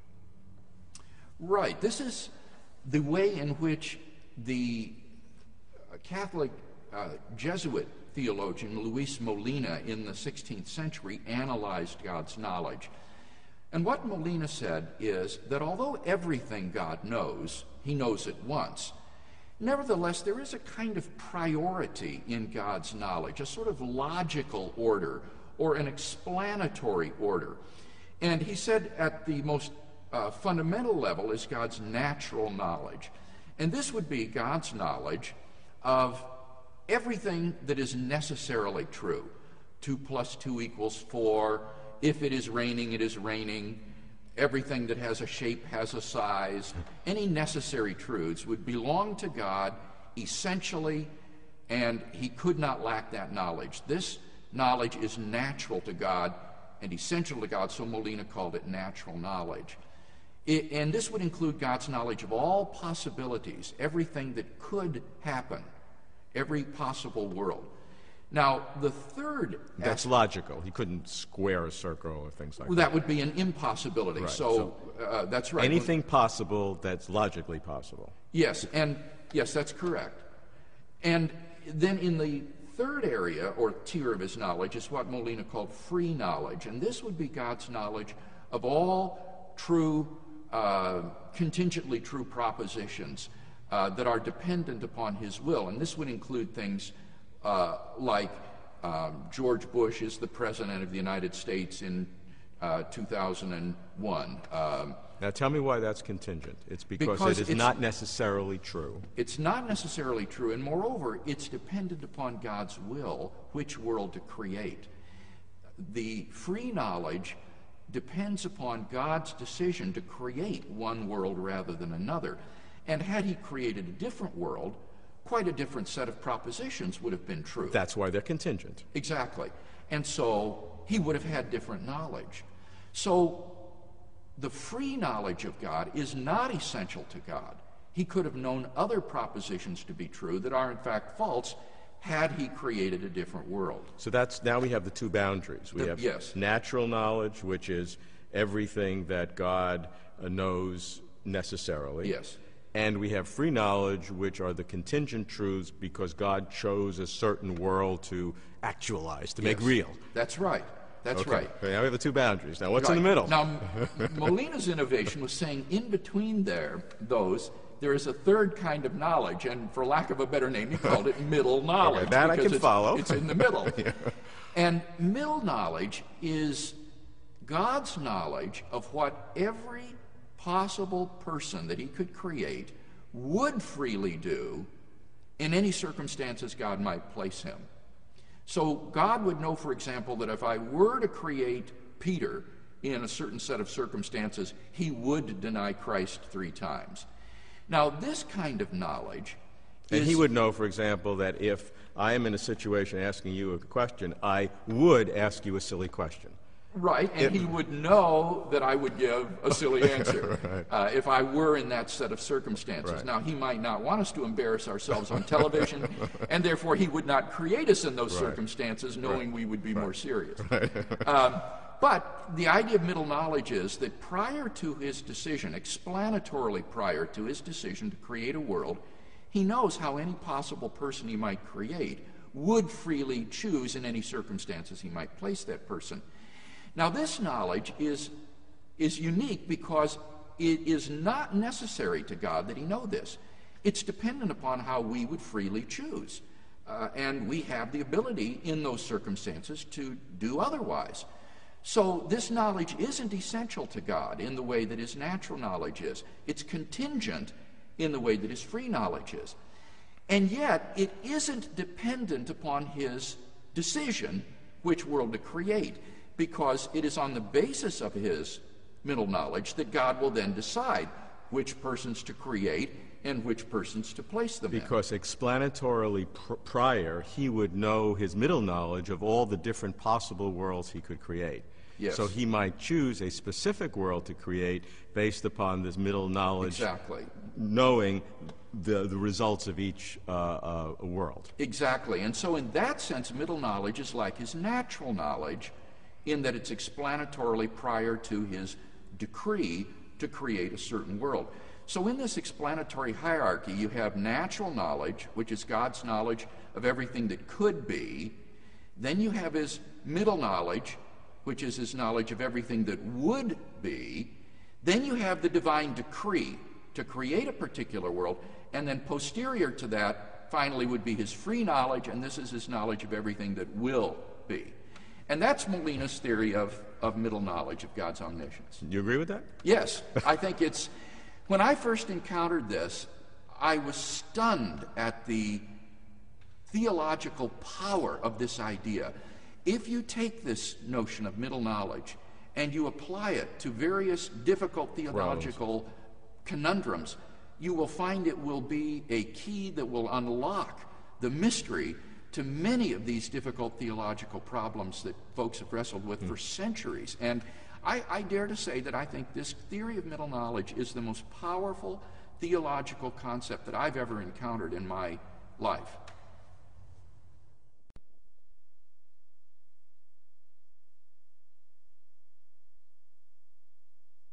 How free is God? What can God do and what can God not do? The question you're raising is the question of divine omnipotence. And although omnipotence is very difficult to define with great philosophical precision, I think we can get a rough and ready idea of this property by saying that an omnipotent being is a being which is capable of doing anything that is logically possible for someone to do in that situation. So God can't do something like make a married bachelor or a round square. That's not an infringement of omnipotence, because those aren't really things. Those are just absurd combinations of words. And therefore God's ability to perform things would be limited only by logic. The classic example is that, can God make a rock too heavy for him to lift? Right, and that would be like a married bachelor. It's a self-contradictory description. And so rather than being used as a way to discard theism, if you will, it is really a silly logical game, word game. I think that's right, but these can be helpful in the following sense. I think that these kind of conundrums can actually be very helpful to the theist in helping to craft careful definitions of the various divine attributes. And it is possible to do this with divine omnipotence, but it would be a very long and complicated definition that wouldn't be helpful, I think, for this program. But the rough and ready idea that I gave, I think, will do. What are some other aspects of the freedom of God? For example, could God not have ever made a creation? Was God free not to make a creation? Well, certainly on the traditional Judeo-Christian view, creation is a freely willed act of God, and that therefore God could have refrained from creation. And philosophers will express this by saying that we can conceive of a possible world in which God alone exists. And there's no space, there's no time, there is nothing exterior to God. God alone exists in that possible world. And that does seem to be a conceivable world. And God is also free to create multiple worlds and infinite numbers of multiple universes. That's right. The idea that this universe is the only universe that exists isn't part of Christian theism or a commitment of traditional monotheistic theology. God, as infinite being, could create as many universes as he wanted to. Are there other things that God is not free to do other than not doing logical contradictions? I don't think so, though. Can God sin? No, for example, he couldn't sin because that would be a logical contradiction for an absolutely and essentially holy being to do evil. So, but that requires you to define as God's essence Yes. a holy being who Right. is wholly good. Right, and that I think is part of the definition of God. As St. Anselm said, God is the greatest conceivable being, and so he would have to be a perfect being, and that would include moral perfection. I see a slight difference between God being unable to create a married bachelor and God being unable to sin because God is good. Because in one case, it's just a fundamental contradiction. In the other case, it's a contradiction of what you assume to be a hard and fast characteristic of God. I don't think there's any metaphysical distinction between the two. Both of them describe logical impossibilities. But I think what you're hitting on is that when we think of a married bachelor, it's just very evident that that's a self-contradictory sort of description. But when you say a God who sins, that might not appear on the surface as contradictory to some people. But I do think that when you cash out the conception of who God is, namely the greatest conceivable being, a perfect being, then it's evident that moral imperfection would be incompatible with such a being, and therefore, if God exists, he would be essentially good, and therefore incapable of sin. I can follow that if God is essentially good, then it is a contradiction. but it is an assumption, maybe it's true, that being essentially good is an absolute requirement of this perfect being. That's right. Though I think one can argue for that assumption, as I say, on the basis of the definition of who God is. I don't think that if there were a possible world in which there was a being that was very, very powerful, say, but was morally flawed, that that being would be worthy of worship. To be worthy of worship, a being has to be morally perfect, and any being that is not worthy of worship can't be God, it would seem to me, because you wouldn't owe him worship, and God is to be worshipped. So I do think it belongs to the very concept of God, when you reflect on it, that he be morally perfect. Some of these arguments, although making sense one to the other, do have a circularity to them, because you're saying, you're using the fact that you're characterizing a God to be worshipped as if worshipped is like an independent variable. I mean, maybe there's an omnipotent being who's almost perfect, and maybe we should worship or maybe not. I mean, I can't eliminate those possibilities. But surely you can. I mean, think about it. Do you think if there were a being that were extremely powerful, right, that would merit worship? Does might make right? I don't think so. It seems to me that in addition to power... Well, maybe he just tries as best as he can, and, it's almost perfect. Yeah, well, then you would admire him, but you wouldn't worship him. Well, I mean, I don't know. If he created me, I'd probably give him the benefit of the doubt. Well, I think you might admire your creator, but I mean, you don't worship your parents, and so I don't think that just being one's creator or even being extremely powerful would merit the kind of attitude that worship involves. So the whole thing is what you mean by God. If you're talking about God with a big G, I do think things like moral perfection, omnipotence, omniscience, omnipresence belong to the concept of that. If you're talking about God with a little g, like the gods of Greece and Rome or something, well, clearly those kinds of gods aren't morally perfect. So that's why I recur repeatedly to Anselm's concept of God as the greatest conceivable being, that there is no being conceivably greater than God. And since to be morally perfect is a perfection, a greatest conceivable being would have to be morally perfect. If there were some being that was morally imperfect, well, I could conceive of something greater than that, and so that being wouldn't be God. According to that definition. Yes. Are there any other things that God can't do? Yeah, I think that here we come to this issue that is raised by God's omniscience and the theory of middle knowledge, which says that there are statements about how people would freely choose in certain circumstances. And the interesting thing about these kinds of statements is that they are contingent. They are not necessary truths like the truths of mathematics. In different possible worlds, we may choose differently in the same circumstances, so they're contingent. And yet they are independent of God's will. God doesn't determine how you shall freely choose in the circumstances that you find yourself in.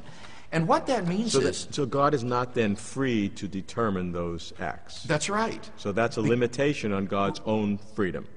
Yes, that's right. Because these are logically prior to his decree to create the world. And so if he has knowledge of these, they're called counterfactuals of freedom, about how people would act if they were in certain circumstances. Define those terms, counterfactual. Well, a counterfactual is an if-then statement in the subjunctive mood. Like, if I were rich, I would buy a Mercedes. Now, I'm not rich, and so I don't, but if I were, then I would. That's a counterfactual. It states an if-then hypothetical in the subjunctive mood.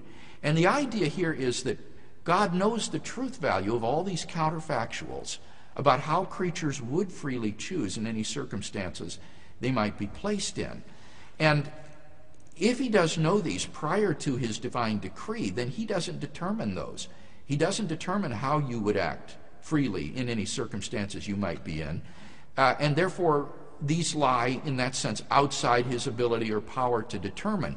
Now, what that means is that there are logically possible worlds which are not feasible for God to create. Because if he were to place the creatures in those circumstances, they wouldn't do that thing. They would do something else.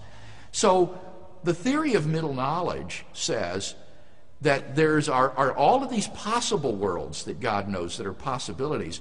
But then there's a subset, a proper subset of these, which are all of the feasible worlds that God could actualize, given the truths of these counterfactuals of freedom about how creatures would act. And then he chooses the one that he thinks are the proper ones to make real. That's right. And then he will pick one of these feasible worlds to be the actual world. And so that's a very interesting, I think, limitation upon God's freedom. Again, it's purely logical because it's based upon the logical impossibility of making someone freely choose something. That is logically impossible. It's contradictory. So it's not an infringement on God's freedom that goes beyond logic, but it does have very interesting implications for God's providence over the world and for the evil and the imperfections that are in the world. Because it may be that there was no world feasible for God in which everybody always freely chose to do the right thing. It's possible that in any feasible world, some free creatures at least would go wrong and there would be sin and evil in the world.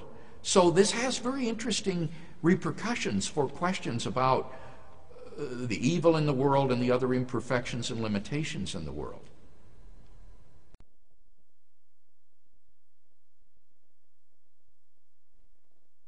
Bill, can God change his mind?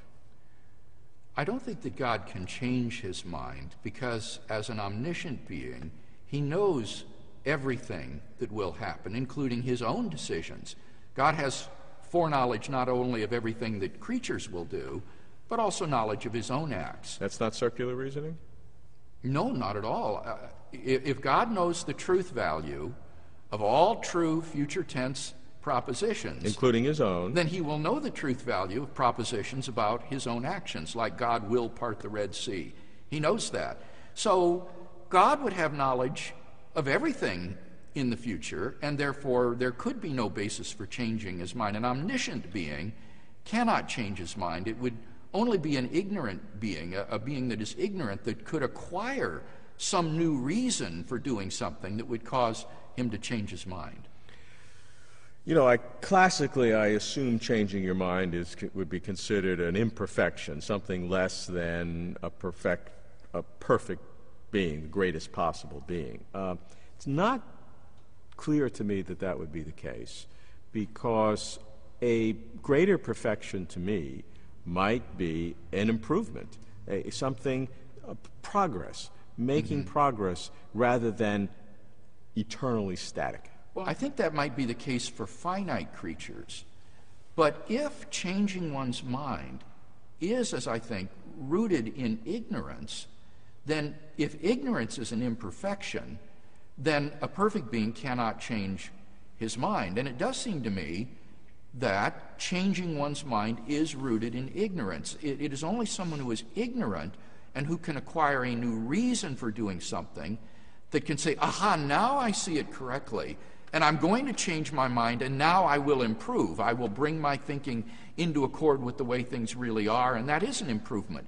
But that's rooted in a prior imperfection of being ignorant of what will be the case. But if God is in the process of creating creatures like us, which you believe, yes, and that we are progressing towards higher states or towards closer relationships with God, God's accumulated life existence, because of our now coming into it, enhances God's existence, I would think. Or else, why did he do it? I don't think it improves God. It doesn't render him more loving, more perfect, more knowing. Why did he do it? The answer would be, it cannot be for any benefit of his own, since he is already perfect. It can only be for the benefit of the creature. And therefore, I think that creation, like salvation, is an act of total grace on the part of God. It is not only salvation by grace that Christians believe in, but creation by grace. It is a condescension of God for the benefit and the sake of the creature, to give finite created persons the unfathomable privilege of coming into relationship with the source of infinite value and love and goodness, namely God himself. And this does not improve God. No, because God, existing in the self-sufficiency of his own being, is already perfect goodness, unalloyed holiness and perfection. He knows all truth. He's omnipotent, omnipresent, omniscient. So there isn't an improvement to God, but there is improvement to the creatures in that they come into relationship with this ultimate good. There are some scriptures which, at least superficially to a layperson, looks like God's changing his mind. Certainly. Jonah and the whale and Nineveh, where God was going to destroy the city unless something happened, and he seemed to change his mind. Right. Wrestling and discussing with Abraham about what he's going to do to some of these cities or something. How do you deal with, from the biblical record which you support, how do you deal with those apparent accounts? Yes. It's vital that we understand the literary genre or type of most of these biblical stories. The Bible is in the form of narratives. They're stories about God, told from the human point of view. And so a good storyteller will tell his story with all the vivacity and color that he wants to enhance his narratives. And so you'll find stories in the Bible about God told from a human perspective, where God not only lacks knowledge of the future, but even lacks knowledge of what's going on presently. God comes down to Abraham and says, I've heard the outcry in Sodom and Gomorrah. I'm going to go see if what's I've heard is really happening there. Well, that would deny not only God's foreknowledge, but his knowledge of the present. And there are other passages where God is spoken of in anthropomorphic terms as having nostrils and eyes and arms and other sort of bodily parts, wings. If you take all of these literally, God would be a sort of fire-breathing monster. And so these are anthropomorphisms. They are literary devices that are part of the storyteller's art and shouldn't be read like a philosophy of religion or systematic theology textbook. That's just a naive view of the type of literature that Scripture is.